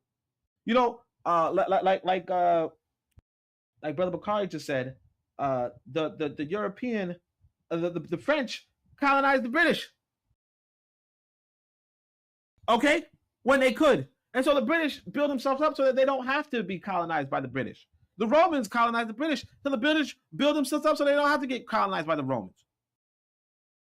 You're supposed to develop yourself. And I'm not saying that nobody's ever helped nobody else develop, but a lot of that backfires. And that's the thing that people don't understand about the history of the world is that People who study history understand, hey, look, let's not repeat what other people have done. So the Arabs do colonize El-Andalus, which is Portugal and Spain, who become the predominant forces in Europe for a time period, right? But the Portuguese, but the Arabs slip up. They mess up. They have too big a mercenary army. They're employing too many Europeans, and then that backfires on them. And so what do the Europeans do from that? They learn, oh yes, we should also go around the world and get labor and get wealth, because that's how the El-Andalus was wealthy, and the Arabs were wealthy off of that. But we're not going to help people to be our competitors. And now in the aftermath, you have Africans studying history, and this is a studied brother, well-read brother, studying history and saying, well, they should have tried the same thing that the Arabs did, that caused the Arabs to become second-class people on the planet. I mean, a lot of us don't even understand that the Arabs used to be the world power. Islam used to be the world religion. You understand that? The Arabs used to be the world power, and Islam used to be the world religion. But they were replaced by the Christians, and the Christians had the good sense, or had the sense, I don't want to say good sense, but they had the sense to not repeat what the Arab did. And yet what African people are doing is saying, well, why did they do what the Arab did to lose his power? Anyway, so in the first half of the 18th century, there were two further examples of African rulers appreciating European technology and stating their preference for skills and not slave ships. When Agaja Trudeau of Dahomey sought to stop the trade in captives, he made an appeal to the European craftsmen, and he sent an ambassador to London for that purpose. One European who stayed at the court of Dahomey in the late 1720s told his countrymen that if any tailors, carpenters, smith, or any other sort of white man that is free be willing to come here, he will find very good encouragement. The Asante Hene Opuku Ware, also 1720 to 1750, also asked Europeans to set up factories and distilleries in Sante, but he got no response. Obviously, bearing in mind the history of Japan, it should be noted that the first request for technical assistance came from the Ethiopian and Congo empires in the 16th century, where at a level undoubtedly comparable to most European feudal states, with the important exception that they had not produced the seeds of capitalism. During the 18th century, the great African state of Dahomey and Asante became prominent. They had passed out of the colonial stage and had a somewhat feudal class stratification, along with specialization in many activities such as the working of gold, iron, and cloth. Asante society under Opuku Ware had already showed a capacity for seeking out innovations by going to the trouble of taking imported silk and unraveling it so as to combine the silk threads with cotton to make the famous kente cloth. In other words, they would have no difficulty in such African societies mastering European technical skills and bridging the rather narrow gap which existed between them and Europe at the time. Okay, and right? Well into the night, like the Europeans supposed to be like, well, okay, you'll make a good student, so here, I'll teach you.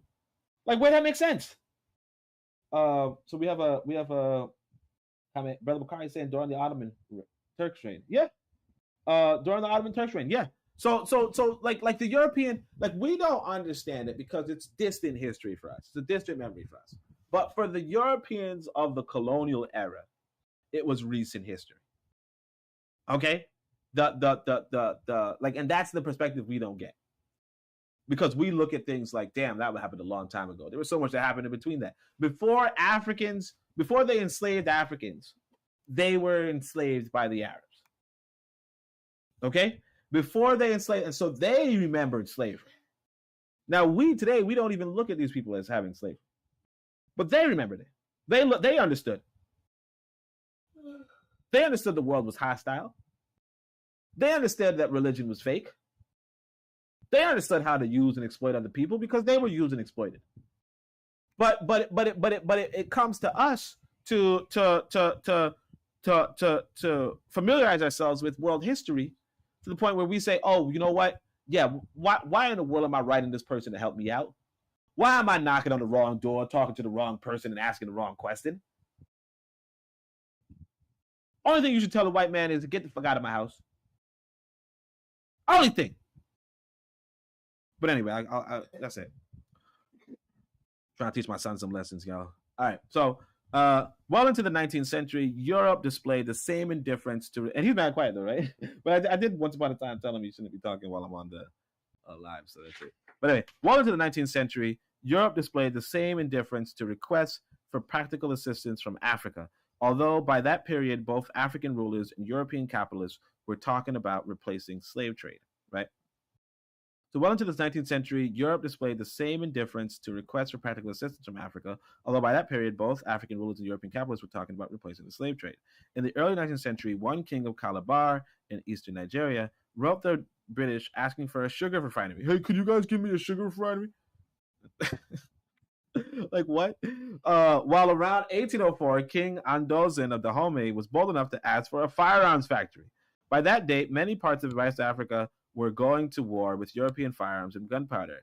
They grew up a saying in Dahomey. I want to sit on the floor too. I'm sitting on the floor. I want to sit on the floor. Fuck it. All right. So, my back hurts. All right. There grew up a saying in Dahomey that he who makes the powder wins the war, which was a far-sighted recognition that Africans were bound to fall before the superiority of Europeans in the field of arms technology. Of course, Europeans were also fully aware that their arms technology was decisive, and there was not the slightest chance that they would have agreed to teach Africans to make firearms and ammunition. So one of the white people that I remember is this guy named, I thought I said I remembered him. Hilaire Belloc, I think his name is. Hilaire Belloc. And one of the quotes he has, it's like from a couplet, like a poem. And he's allegedly an anti-imperialist, right? And the poem goes, no matter what happens, we have got the Maxim gun and they have not. And so that was, and he said this was like the creed of the imperialists, which is essentially, regardless of what we give them, as long as we do not give Africans the Maxim gun, we will always be ahead of them. And to this day, Africans do not produce anything close to the Maxim gun. Now obviously that's a bit of a hyperbole. But generally speaking, the white man is far ahead of the black man in terms of his military technology and his ability to create military technology. Now, granted, there are exceptions and exceptional black people who can, like for instance, Brother Bakari is here, so he could tell us about black people who can go into auto industry and so on and so forth. But the phrase that Hilaire Belloc said, and this was 400 years ago, reigns true. In the sense of, this is what white people want to do. They want to stay ahead. Now, if people are paying attention to what's going on the planet, namely, America saying, hey, we got the best weapons, and then handing them over to the Ukrainians, and the Ukrainians getting their asses beat, it kind of tells you, hey, look, you can come up in this world and compete with even the big bads, right? Because Russia and China, they kind of started from, behind, and they did get ahead. That said, we really do need that kind of leadership to go forward, okay? We need good leadership to go forward, all right? You understand me? We need good leadership to go forward. Let me see if you can say it. Can you say that? We need good leadership to go forward. You don't want to say it. Okay. I told him not to talk while I was saying, so I guess. Of course, Europeans also fully aware, though. So the circumstances of African trade with Europe were unfavorable to creating a consistent African demand for technology relevant to development. And when that demand was raised, it was ignored or rejected by the capitalists. After all, it would not have been in the interest of capitalism to develop Africa. In more recent times, Western capitalists have refused to build the Volta. Like, what do you mean? They refuse to build? Like, they're not supposed to. Like, what do you mean? They refuse to build the upper road? Like, what are you talking about? They're not supposed to. They're not supposed to accept. Like, you can't just why don't you go build up this river for us? Oh, I don't wanna. And then it's like the whole in America there was this thing about homosexuals wanting wedding cakes and cake makers refusing. And it's like, yeah, you have every freaking right to refuse to do something you don't want to do. If you're not a slave, then you don't have to do things you don't want to do. and the white man is not the black man's slave. So yeah, refusing to, like, don't put it that way. Just the white man just did it. Like I don't even know why this is even a sentence. But anyway, we're gonna go back to it. It says Western capitalists had refused to build the Volta River Dam for Ghana under Kwame Nkrumah until they realized that the Czechoslovakians would do the job. They refused to build the Aswan Dam for Egypt, and the Soviet Union had to come to the rescue. And in a similar situation, they placed obstacles in the way of the building of railway from Tanzania to Zambia, and it was the socialist state of China that stepped in to express solidarity with African peasants and workers in a practical way. So again, like I said, the socialists, as much as I don't like socialists per se, yeah, again, it's a part of the wider confusion. But this is the thing: the problem is that the capitalists, in a sense, are the greater evil. You know, it's the two evils, and the capitalists are the greater evil. Unfortunately, so that's what it comes back to. It comes back to, hey, would you go for the Democrats or the Republicans? And it's like, well, I mean, you know, if I had to, you know what I'm saying? Now, granted, Africa doesn't have to, per se, but you get what I'm saying. It's like the lesser of two evils type thing. So the socialist state of China that stepped in to express solidarity with African peasants and workers in a practical way. Placing the whole situation, the whole question in historical perspective allows us to see that capitalism has always discouraged technological evolution in Africa and blocks Africa's access to its own technology. As will be seen in the subsequent section, capitalism introduced into Africa only such limited aspects of its material culture as were essential to become efficient exploitation, to be essential to be more efficient exploitation, but the general tendency has been for capitalism to underdevelop Africa and technology. And of course it is. And again, like I said, you could read The German Dictator for yourself, and he will tell you that. He will say, yes, we should develop, like we should keep the rest of the world underdeveloped so that we can benefit from the markets that creates. You know what I'm saying? If only one person is making iPads, right, then the market is secure. And right now, because Apple is the only people making iPads. Now, again, I specify iPads, not phones, not so on and so forth, but like iPads and iPhones or whatever, right? Because they are, and it's like a global brand. I think they recently became the only company, the first company valued at, I don't know if it's $1 trillion or something like that, something stupid, something high amount of money. So it's like, yeah, you have to deprive your competition in order to succeed in your competition. You know, it's like, can I win a race? Can I win a foot race against Usain Bolt? No. Like a fair? No. But if you shot him in the feet, yeah. You know what I mean? Probably. Maybe not. I'm fast. But, you know, probably, right? Or even like, you know, the example of Idi Amin racing his subjects, right? Yeah, he wins in his race because, for one, he can push people down, and two, nobody's going to win against him. You know? So the European slave trade and overseas trade in general had what are known as multiplier effects on Europe's development in a very positive sense. This means that the benefits of foreign contacts extended to many areas of European life not directly connected with foreign trade, and the whole society was better equipped for its own internal development. The opposite was true of Africa, not only in the crucial sphere of technology, but also in regard to the size and purpose of each economy in Africa. Under the normal process of evolution, an economy grows steadily larger so that after a while, two neighboring economies merge into one. So again, this is just an assumption. This is just that dialectical materialism, you know, just kind of stated under the process of evolution. Like evolution is that's not a true thing, you know? But anyway, so that was precisely how national economies were created in the states of Western Europe through the gradual combination of what were once separate provincial economies. Trade, which Africa actually helped Europe to weld together more closely the different national economies. But in Africa, there was a disruption and disintegration at the local level. At the same time, each local economy ceased to be directed exclusively or even primarily towards the satisfaction of the wants of its inhabitants. And whether or not the particular Africans recognized it, their economic efforts served external interests and made them dependent. So remember, dependency is not good. Dependency is slavery, okay?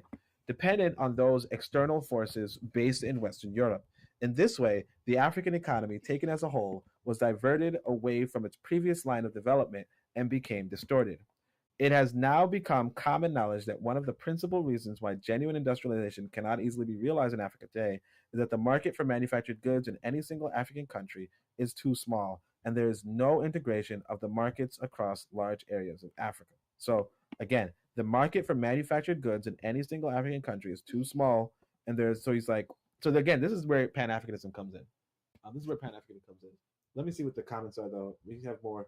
Real Black Gentleman says, at this point, Africa needs a Ptah program, strategy of missile defense on the double. Brother Bakari says, link. And then Roddy says, what was that sound in the background? What's that? I don't know. I don't know the sound in the background. But it's maybe my internet disconnected. Let me just double check. Let me just see if my audio is playing real quick. In Fires, it was. So we gotta go. Brother Bakari says link. Okay. Yeah. No. I'm actually on my mobile computer, so it's a pretty good computer. But this is the reasoning for Pan-Africanism. Okay, is that you want bigger African countries, and it doesn't even have to be all of Africa united. I think what we really have to focus on is just making African countries bigger. Although, for what it's worth, Tanzania is actually pretty big already. And Tanzania is also central to the East African Federation. But we can't make excuses for like, oh, the country's too small. Then make it bigger. You know? Like it's that simple. But anyway, there's no integration of the markets across large areas of Africa. The kind of relationship which Africa has had with Europe from the very beginning has worked in a direction opposite to integration of local economies. Certain interterritorial links established on the continent were broken down after the 15th century because of European trade. Several examples arose on the West African coast down to Angola because in those parts, European trade was most voluminous and the surviving written record is also more extensive. So he's like, they wrote mostly about their exploits in Angola, and it's probably the Portuguese. So when the Portuguese arrived in the region of modern Ghana in the 1470s, they had few commodities to offer the inhabitants in exchange for the gold converted by Europe. However, they were able to transship from Benin in Nigeria supplies of cotton cloths, beads, and female slaves, which were saleable on the Gold Coast. The Portuguese were responding to the given demand on the Gold Coast, so that a previous trade must have been in existence before the people of Benin and those of the Gold Coast, particularly the Akan. The Akan were gold producers, and the people of Benin were specialist craftsmen who had a surplus of cloths and beads, which they manufactured themselves. As an expansionist state with a large army, Benin also had access to prisoners of war, while the Akan seemed concerned with building their own population and labor force. So the latter acquired female captives from Benin and rapidly integrated them as wives. When the Portuguese intervened in this exchange, it was subordinated to the interests of European trade. As soon as Portugal and other European nations had sufficient goods so as not to be dependent on the re-export of certain commodities from Benin, then all that remained were the links between the Gold Coast and Europe on the one hand, and between Benin and Europe on the other. Probably, Benin products had reached the Gold Coast by way of the creeks behind the coast of what is now Dahomey and Togo. Therefore, it would have been more convenient when Europeans established a direct link across the open sea. As pointed out earlier, the superiority of Europeans at sea was of the greatest strategic value, along with their organizational ability. This was illustrated in several places, beginning with the Maghreb and Mauritania. After the Portuguese took control of the Atlantic coast of northwest Africa, they were able to secure horses, wooden goods, and beads, which they shipped further south to West Africa for gold and slaves. Up to the early 16th century, the most important article brought by the Portuguese for trade in Senegambia was the horse. In exchange for one horse, they received as many as 15 captives. What the fuck? Sorry. North African woolen and beads were also utilized by the Portuguese in buying gold on the River Gambia and as far south as Sierra Leone. So I actually want people to hear this out for a second. So I recently saw this video in Uganda of some policemen dumping trash into the river, right? And it reminded me of when I was younger, we had video games. One of the video games we played was this video game called SimCity, okay? I actually tried to get my son to play it, but it just wouldn't run on my computer for whatever reason, right? I did buy him another game, but I didn't give him time to play it. There's also other games that involve, like, let's say you're a pirate in the Caribbean, and what you're supposed to do is you're supposed to travel to one island, buy goods at a lower price, and then sell them to another island at a higher price, right? And obviously pocket the profit. And then, with increased profit, get a bigger inventory of goods, you know, a better ship and all that kind of stuff, right? And the same was, there was this other game about drug trafficking. I can't remember. I think it was called Gang Wars or something. And it was the same kind of premise. You're in America and you go from city to city each day, and then you look at what drugs are on the market, and then you buy better drugs. And then sometimes, occasionally, you might be harassed by the police, so you get a better gun and whatever. It's a video game, so it is what it is, right? But the concept is always the same, right? Well, in the two latter games, the two other games, the two games I mentioned last, you had, you know, you buy cheap and you sell high. You know, you buy cheap and you sell high. You hold on to your inventory until you could dispose of it where it's wanted, right? And on the other game, and there's actually a more modern game that has this kind of same economy, but this is just basic economics. You, what's his name? I can't remember his name, but basically, this brother said it's called the law of gain, which is, you know, buying in the dearest and selling in the, you know, buying cheap and basically buy high, you know, supply and demand, right? And then of course, you know, city building was the theme of Sim City, where you would designate commercial areas, designate residential areas, designate waste areas. What I'm saying is this: the pirate ship transporting goods from one area to the other based off of the request of merchants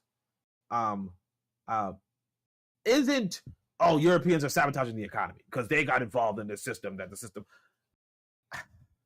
I mean, look, sure, if the Europeans didn't do that, then the people in question would have just relied on a slower gain in money. And the Europeans just kind of found a niche where they, you know, they had a technological superiority. But again, it's either you look at the European as a complete enemy and then you do not engage him at all in business, right? Which a lot of our people are not going to do, or you say, oh, well, he's another human, and therefore, you know, and then you stop blaming him, because like, what do you expect this guy to do? Just give you the ships? You know, like I'm gonna spend $1 million, like for instance, like look at Uber, like look at Uber Eats or something, right? I'm gonna spend $10,000 on a car, and because I'm deprived, like let's say I'm in the hood. No, let's say I'm not in the hood. I go to the hood to deliver food from a hood restaurant to a you know, a person in the hood, right? Right? Right? I do that. I go into there. So now I'm disrupting the economy because I'm, you know, profiting from a trade that people are voluntarily willing to do, right? And if so, what do you want me to do? Just give people in the hood my car? Like, what do you want me to do? Or what is it that you expect of these other people? And that's really what the question comes back to and returns to, is what do you expect from this European? And like that's really what I would say. Let me see what the comments are like. Oh, okay. So Ronnie says that sound was your kid. So Real Black Gentleman says 1 horse for 15 folks. I see that. Yeah, I know, right? 15 damn people for 1 horse. Like shit. Like nah, I don't even know. I don't know. Nah, I'm sorry. Like that's just jacked up. But anyway, Brother Carter says I'm taking it how you are. You know, how you are at. You know. Let me just see if I can. All right, so I'm just looking at the comments. I had to put down my phone because you know, this kid is he's like, wait, why are we still reading? It needs to be recalled that the Westerns are like, why are you reading this big ass book? It needs to be recalled that the Western, and we're almost finished. We're just gonna read 4.2. And that's soon to finish. It needs to be recalled that the Western Sudan had links with the West African coast and with North Africa. Long before the European arrival, horses were moving from North Africa to be interbred with local West African stock. Long before the European arrival, the Arabs and Mauritanians traveled to the river in Senegal and further south to meet the Mandinga Jola traders and hand over to them products such as the beads made in Ceuta and cloth spun from the wool of North African sheep. With the advantage of rapidity of transport by sea as opposed to overland across the desert, the Portuguese were in effect bringing up an economic integration of the region. As with the Benin and Akan example, the point to note is that after the Portuguese became middlemen, they had the opportunity of developing a new trade pattern by which both Northwest Africa and West Africa looked to Europe and forgot about each other. So again, what do you want?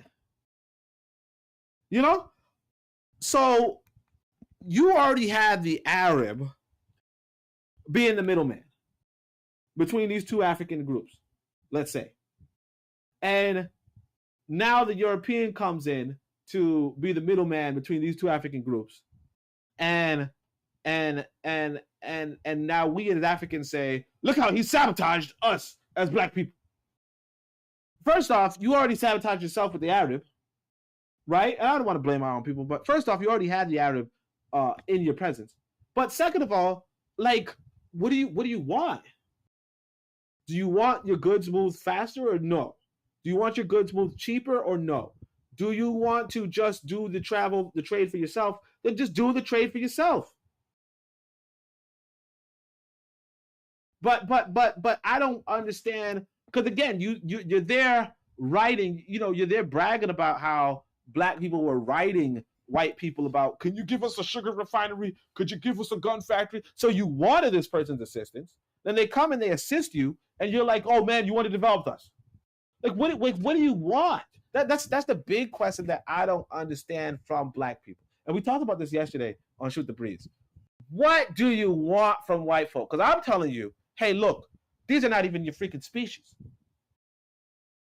Like these are you might as well look at them like chimpanzees. Like you look at chimpanzees or gorillas. They're not even your same species. So what do you want? You want them to build you factories, you want to profit off of them, and they want to profit off of you. But they have the gun and you don't. So who's going to profit? You either just tell them, hey, look, you know what? I'm good. The way things are, I'm good. But no, you're like, hey, man, help us out a little. Okay. And he's like, he's going to help himself. Shaking my damn head, man. Because, see, I don't want to be caping for this white boy. But at the same time, it's like, I want to speak honestly. Like, I got my son with me. I want to speak honestly. Let's see. Brother McCarthy says, black people have made white people gods. You understand? It is what it is. Matron says, all economies are based on middlemen activity. Yup, advertising and transportation are examples of this. We need to stop allowing foreign agents into our markets. Remember, your network is your net worth. And she's telling the truth. It really comes back to middlemen activities.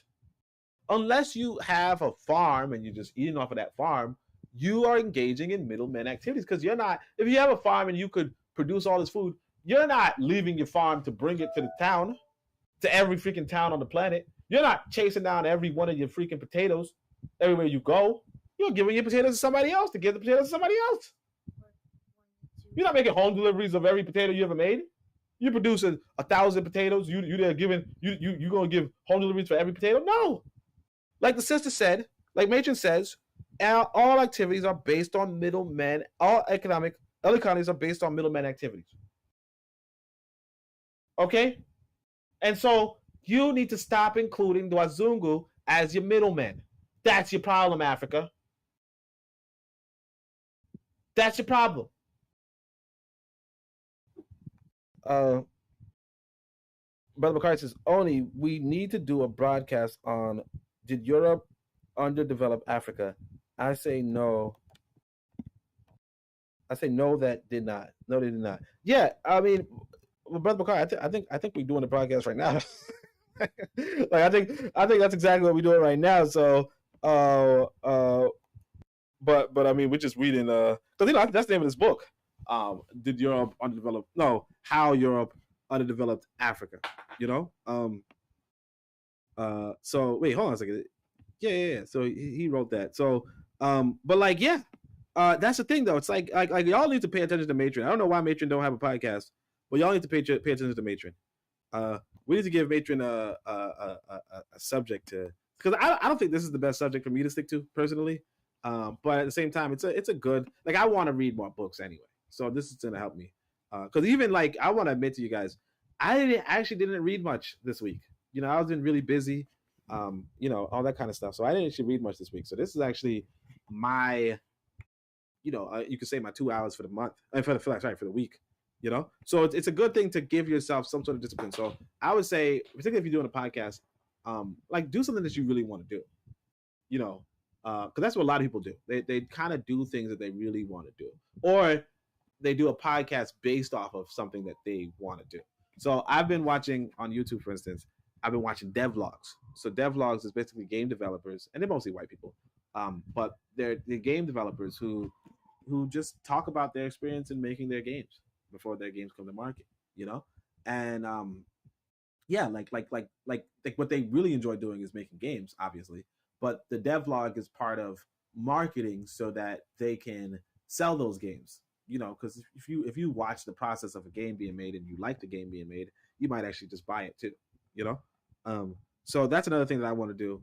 Obviously, I'm not going to do I don't think I'm going to do game dev vlogs. But like even for my writing, this is part of it. Anyway, so look, a similar situation came into existence on the Upper Guinea coast, and this time the European exploitation was aided by the presence of white settlers in the Cape Verde Islands. The Portuguese and the Cape Verde settlers, and this is, by the way, Cape Verde, Upper Guinea. This is where Amilcar Cabral is. So Amilcar Cabral is talking about this location, and so Walter Rodney is describing it. The Portuguese and the Cape Verde settlers broke into the pattern of local Upper Guinea trade ever since the 1470s. They intervened in transfers of raw cotton and indigo dye from one African community to another, and the Cape Verdean settlers established a flourishing cotton growing and cotton manufacturing industry. They used labor and techniques from the mainland and exported the finished products along the length of the coast down to Accra.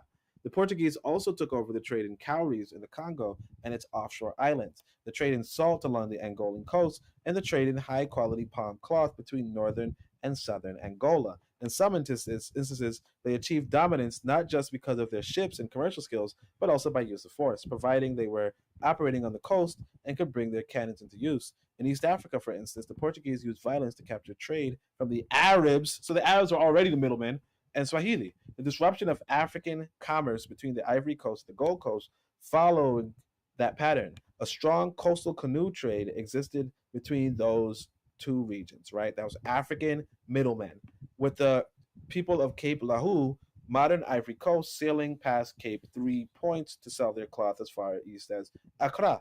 The Portuguese set up a fort at Axum near Cape 3 Points to service gold trade with the hinterlands, and one of its functions was to chop the east-west coastal African trade. They banned Axum residents from going to Cape Lahu, and they stopped canoes from Ivory Coast from traveling east beyond Axum. The purpose was obviously to make both areas separate economic entities exclusively tied to Europe. Now, what's important is this. I want people to understand this.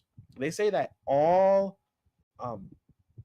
that pretty much all internal trade by sea of Africans, particularly the African captives, were by like a particular African group, or like particularly like African groups that were familiar with being the quote unquote middlemen in Africa, right? So that's really something to worth noting.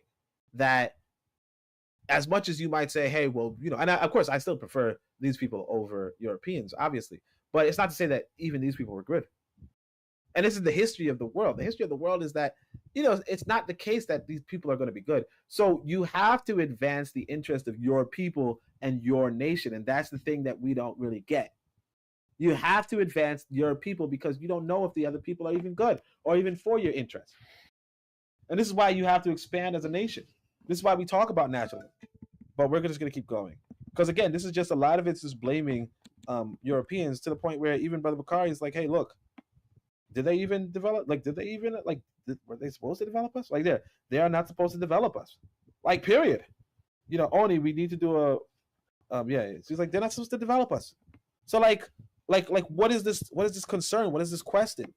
So the above mentioned African commerce proved to have roots. No, the above mentioned African commerce proved to have roots. The Dutch found it still going on when they took over Axum in 1637. The servants of the Dutch West Indies Company, which was operating on the Gold Coast, wanted to put a complete stop to the African trade.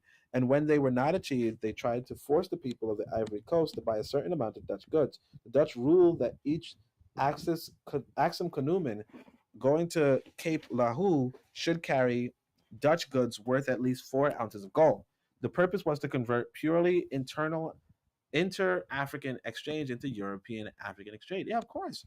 They're supposed to. Look, their state, again, your nation, your state exists to protect your economy. Your state exists to protect your economy. The Dutch state exists to protect the Dutch economy. The Portuguese state exists to protect the Portuguese economy. The Portuguese state in Africa exists to protect the Portuguese economy. What do we not understand? Oh, they're underdeveloping us because they're trying to protect their own economy. Well, duh. You tell that boy was laughing, duh, right? Isn't that funny? Yeah, it's funny. I was like, what do you expect them to do? Anyway, so what was doubly detrimental to African attempts to integrate their own economies was the fact that when Europeans became middlemen in local, middlemen. When Europeans became middlemen in local trade networks, remember, your network is your net worth. Pay attention to Matron. Family, pay attention to Matron. She's not just here, for whatever. Just pay attention, right? What was doubly detrimental to African attempts to integrate their own economies was the fact that when Europeans became middlemen in local trade net worth, they did so mainly to facilitate the extraction of captives and thereby subordinated the whole economy to the European slave trade. Well, no shit, Sherlock. They weren't there to enjoy they were like, what do you want to do? I'm here to just enjoy the climate. The climate was nice, but you're not gonna leave your family in the middle of just imagine. Come on, pay attention, guys, right? Even people from the Caribbean, they come to America. I'll use my mother as an example. She comes to America for 30, 40 years. No, she's here for, I'm telling you, here for 40 years, 30 years, I don't know. But 30, 40 years, she's sending money back to her mother. Okay? She's not in America just for herself. She's in America because she has people back home. The Portuguese go to Africa not just for themselves, those individuals, not for themselves, but because they have families and interests back in Portugal. Anyway, so facilitate the extraction of captives and thereby subordinated the whole economy to the European slave trade. In Upper Guinea and the Cape Verde Islands, the Portuguese and their mulatto descendants engaged in a large variety of exchanges involving cotton, dikes, cola nuts, and European products. The purpose of it all was to fill the holds of slave ships. So in Upper Guinea and the Cape Verde Islands, the Portuguese and their mulatto descendants engaged in a large variety of exchanges involving cotton, dyes, cola nuts, and European products. The purpose of it all was to fill the hold of slave ships. In Congo and Angola, the same picture emerges. Salt, cowrie shells, and palm cloth that came into European hands made up for their shortage of trade goods and served to purchase captives on different parts of the coast and deep in the interior. And again, you're purchasing people with freaking cola nuts and cotton and dye, and it's like, yeah, come on. There was something else that was wrong, obviously. The element of subordination and dependence is crucial because, can you imagine, purchasing a person off of, and I mean, obviously, I can't really say one way or the other because even today you can, everybody purchases people today, but not permanently. That's what we call labor. That's labor is purchasing people, but obviously not permanently, but you're purchasing their labor, right? But like I said about the house help situation, the house help situation is still a real situation where you can buy a person essentially, and I think you pay them occasionally, or you pay them, but you also could be abusive, and obviously that's left to the people who are abusive. But notwithstanding, it's still a bad thing because it's popular enough to be abusive, which is awful. Anyway, so the element of subordination and dependence is crucial to an understanding of African underdevelopment today, and its roots lies far back in the era of international trade. It is Also worth noting that there is a type of false or pseudo integration, which is a camouflage for dependence. In contemporary times, it takes the form of free trade areas in the formerly colonized sections of the world.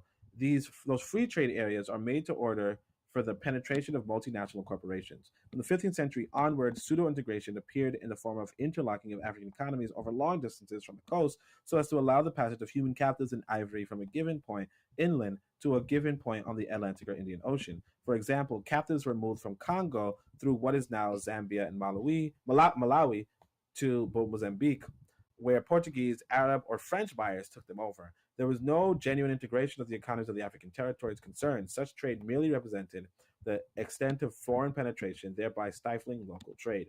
They stifled our trade. They came to our country. I mean, and again, this is my team. So I shouldn't be mocking them. This is my people. But it's like, damn it, dude. Think realistically. These people are not going to travel 5,000, 10,000 kilometers away from their homeland in order to develop your economy. They're doing this out of their own interest, in the interest of their own economy. They're not doing this global correspondence, this global trade network for your good. The West African gold trade was not destroyed, but it became directly dependent on European buyers by being diverted from the northward routes across the Sahara. Within the savanna belt of the Western Sudan, the trans-Saharan gold trade had nourished one of the most highly developed political zones in all Africa from the 5th century onward, but it was more convenient for Europeans to obtain its gold on the west coast than through North African intermediaries. And one is left to speculate on what might have occurred in the Western Sudan. And one is left to speculate. Again, keyword speculate. One is left to speculate on sorry, where are you? I was just to check my phone. Highly developed political zones in all Africa, so on and so forth. But it's more convenient to obtain. One is left to speculate on what might have happened in the Western Sudan if there had been a steady interest in the gold trade over the 17th and 18th century. Nevertheless, there's something to be said in favor of African trade with Europe and its particular commodity. Gold production involving mining and an orderly system of distribution within Africa. A Khan country and parts of Zimbabwe and Mozambique sustained flourishing socio-political systems up to the 19th century, largely because of gold production. So obviously, you have to go and praise Europeans once in a while, huh? Anyway, so this is the thing that socialists do. Because they're really like Europe, they're really Eurocentric. But it's a different it's a different conversation. Let's look at the comments because we actually have comments. Cool. Whew. So Real Black Gentleman says, Portugal paved the way for the rest of Europe. Portugal was outdoing most for its size for the longest time. Portugal worked the Congo and went around to Mozambique. Right now, there's a heavy African presence in Portugal. Portugal is in a symbiotic relationship with Africa. Yeah, people have to remember that Portugal was the colonized area of the Moors. So El Andalus was Portugal and Spain. And that's why Portugal was the first to come out was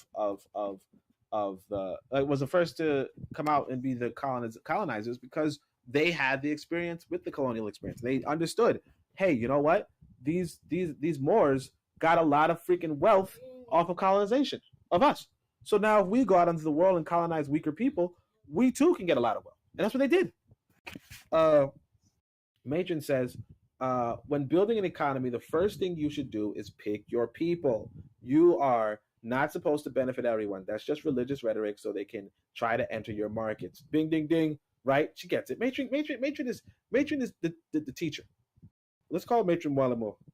Hold on a second. I think I don't have all the messages. So yeah, Matron says, look, religious rhetoric. The British have a long history of marrying people to expand their economy. They do this to this day. Several colonizing groups made attempts at creating a mulatto class to control their colonies. You see this today in many former colonies today. The leaders have a family connection to the colonizers. Yup. You know what I'm saying? You guys got to get it. Certain benefits also derived from the export of ivory. The search for ivory became the most important activity in several East African societies at one time or another, sometimes in combination with the trade in captives.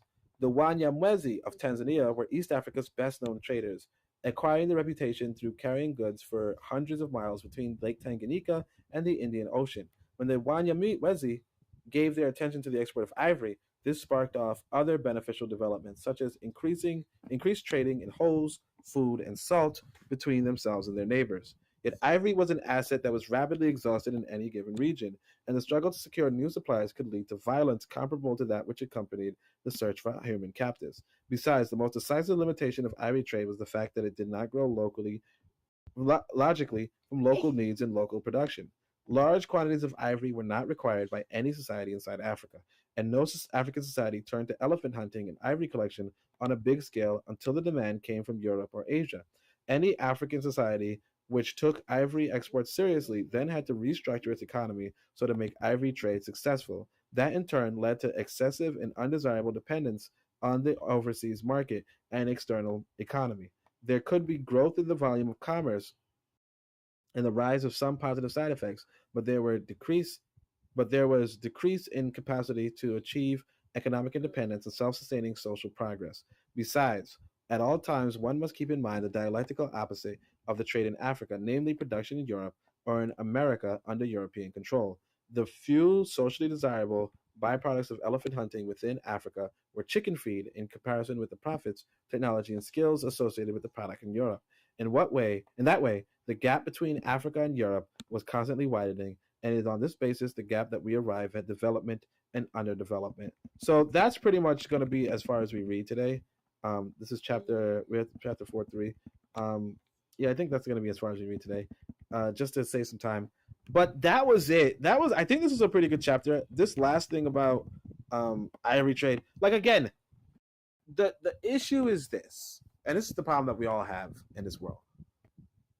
You as an individual, you as a person have to go to where it is most economically profitable. So it's in the interest of you, for your country, to give you the best economic benefits.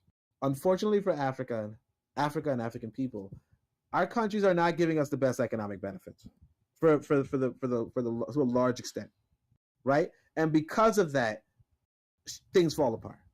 So it really comes back to bad leadership on our part. Okay? It really comes back to bad leadership on our part, because the white man wanting elephants, right, should not disrupt your economy. And for you to be like, oh my gosh, it's because this white man wanted elephants, that's why we're underdeveloped. The fuck is wrong? Like, what? Sorry, my little boy's here. I shouldn't say that. But still, what? Because he wants elephants, all of a sudden you... Because one thing is that you don't have to get the freaking elephants, one. Or maybe you did. I don't know. Maybe they forced you. Sure. Right? But two, it's different. If they forced you, that's different. But still, what I'm saying is you don't have to get the elephants, right? And the fact that you did get the elephants, okay, fine.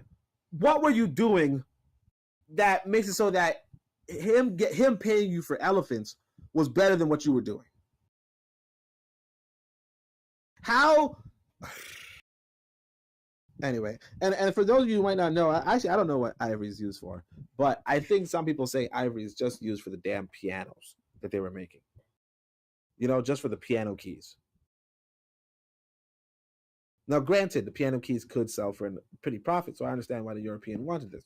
But, and part of it was because of them. So, you know, because you have to pay probably a good price for the people to get the elephants. But it's like, what are you doing as a people to the point where, hey, you know what? I like I'm good on the elephant thing. It's like the whole OnlyFans thing.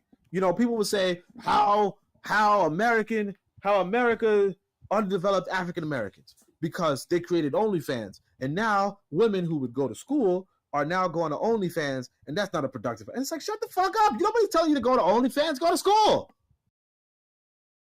You know, go to school. And if you don't go to school, that's on you. Anyway, that's all I'm gonna say. Cassandra's here. She says, "Jumbo, we're about to leave, Cassandra, but thank you for joining us." I think I really wanted to do another video on this other video I saw, but I'll probably say that for another time. Anybody has any closing comments? Now's the best time. Matron says it's best to go to that new location with the connection to a larger economy, because you could be the middleman between the economy you're building and the economy you're leaving. Be a middleman, make money. Exactly. You know, that's the thing that I noticed when I was in Jamaica. I'm sitting down minding my business. So one of the things that happened in Jamaica, and I wasn't in Jamaica long. I was only there for like 2 weeks or a week or something, right? But I mean, I was just there because my mother passed away there, right? So I'm in Jamaica, and I noticed that they sell their own sodas. Okay, they sell their own drinks, like soft drinks.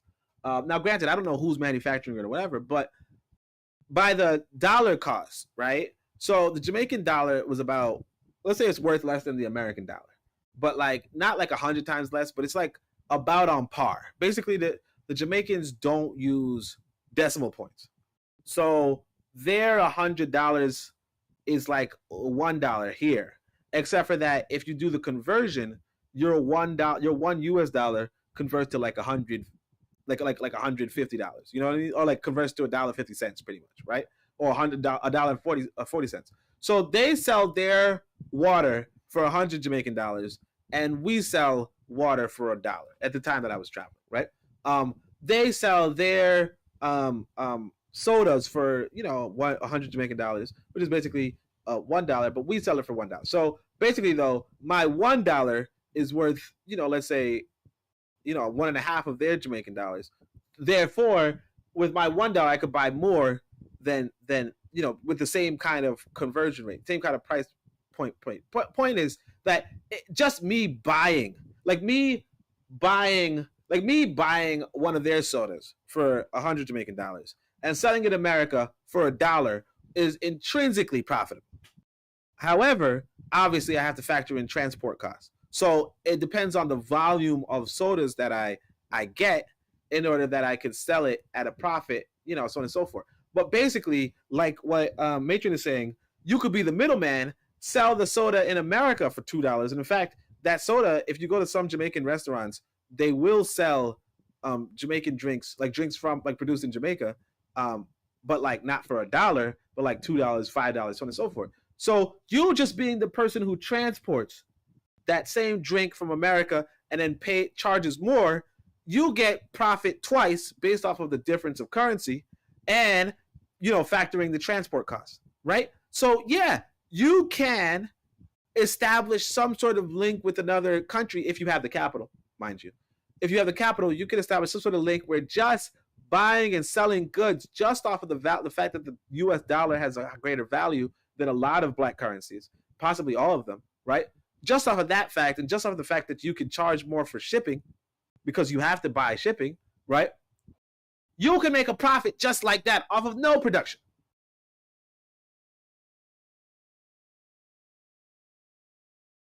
You understand?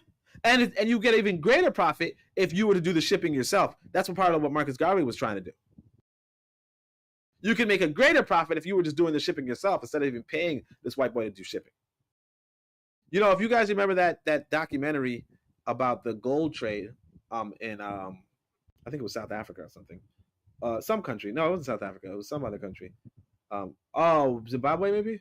But there were white boys who were transporting gold.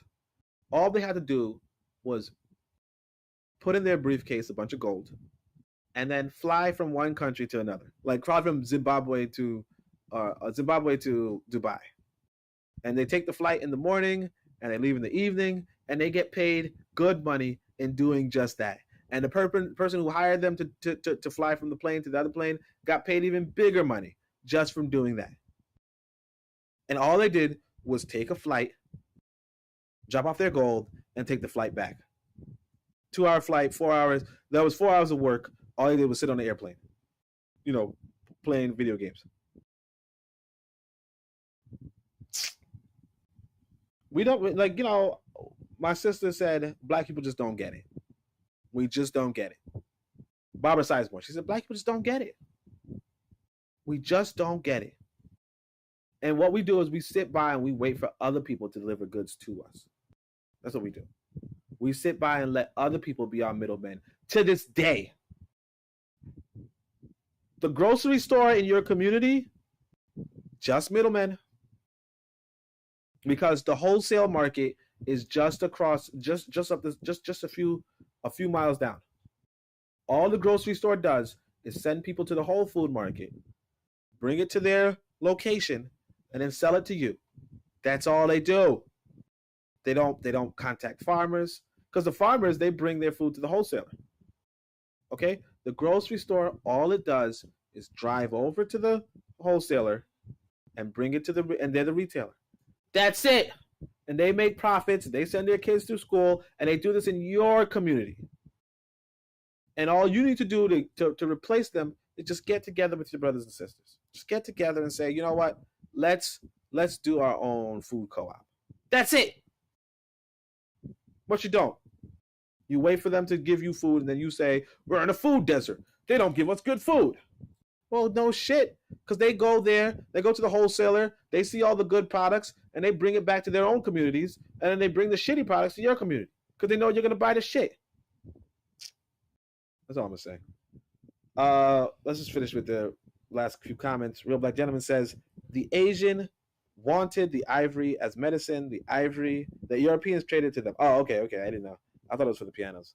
I wouldn't eat no horse, no elephant tusk for the medicine though. But Real Black Gentleman says the white foam floated around the ocean. What does that mean? But anyway, that's pretty much the end of the podcast. So I appreciate everybody for coming through, stopping by. Like I said, I did want to do something about desegregation or segregation, but I'll have to do that another time. But this was fun. This was good. I appreciate everybody for coming through and helping me with this podcast. So until next time, I just want to tell everybody Shemim Hotep. Oh no, actually, let me shout out everybody who came through. And I don't know why I'm with my brother Kofi. Kofi, I don't even see him on a thing. So that's another thing. We should be connecting with each other just in case, you know, because sometimes y'all might not know this, but sometimes, you know, if we don't hear from somebody, we sometimes, you know, ask around if possible, you know. But again, you want to you could give your contact if you want to, but I understand people don't want to give their contact. So I'm not really I'm not you know, I understand that too. Because me personally, I don't really give my contact out too much either. So I get it. Let me just see who are all the people who showed up. See, this computer is not making me scroll up. So I'm just gonna see. I would say, Ronnie was here, obviously. Real Black Gentleman, Cassidra, obviously. Matron, shout out to the matron. We already know. Brother Bakari, always good to see this brother. I think he's going to be here later with Mind Your Black Business and a protest for New Rochelle area. So make sure you guys check that out. But I think that's actually everybody. So appreciate you guys for coming through. You know, really, I'm telling you truly. You know, Brother Bakari, thanks. You know, Matron, thank you. Real Black Gentleman, you know, Asante Sana. Ronnie, oh man, thank you so much. And Cassidra, you know how it is. Thank you.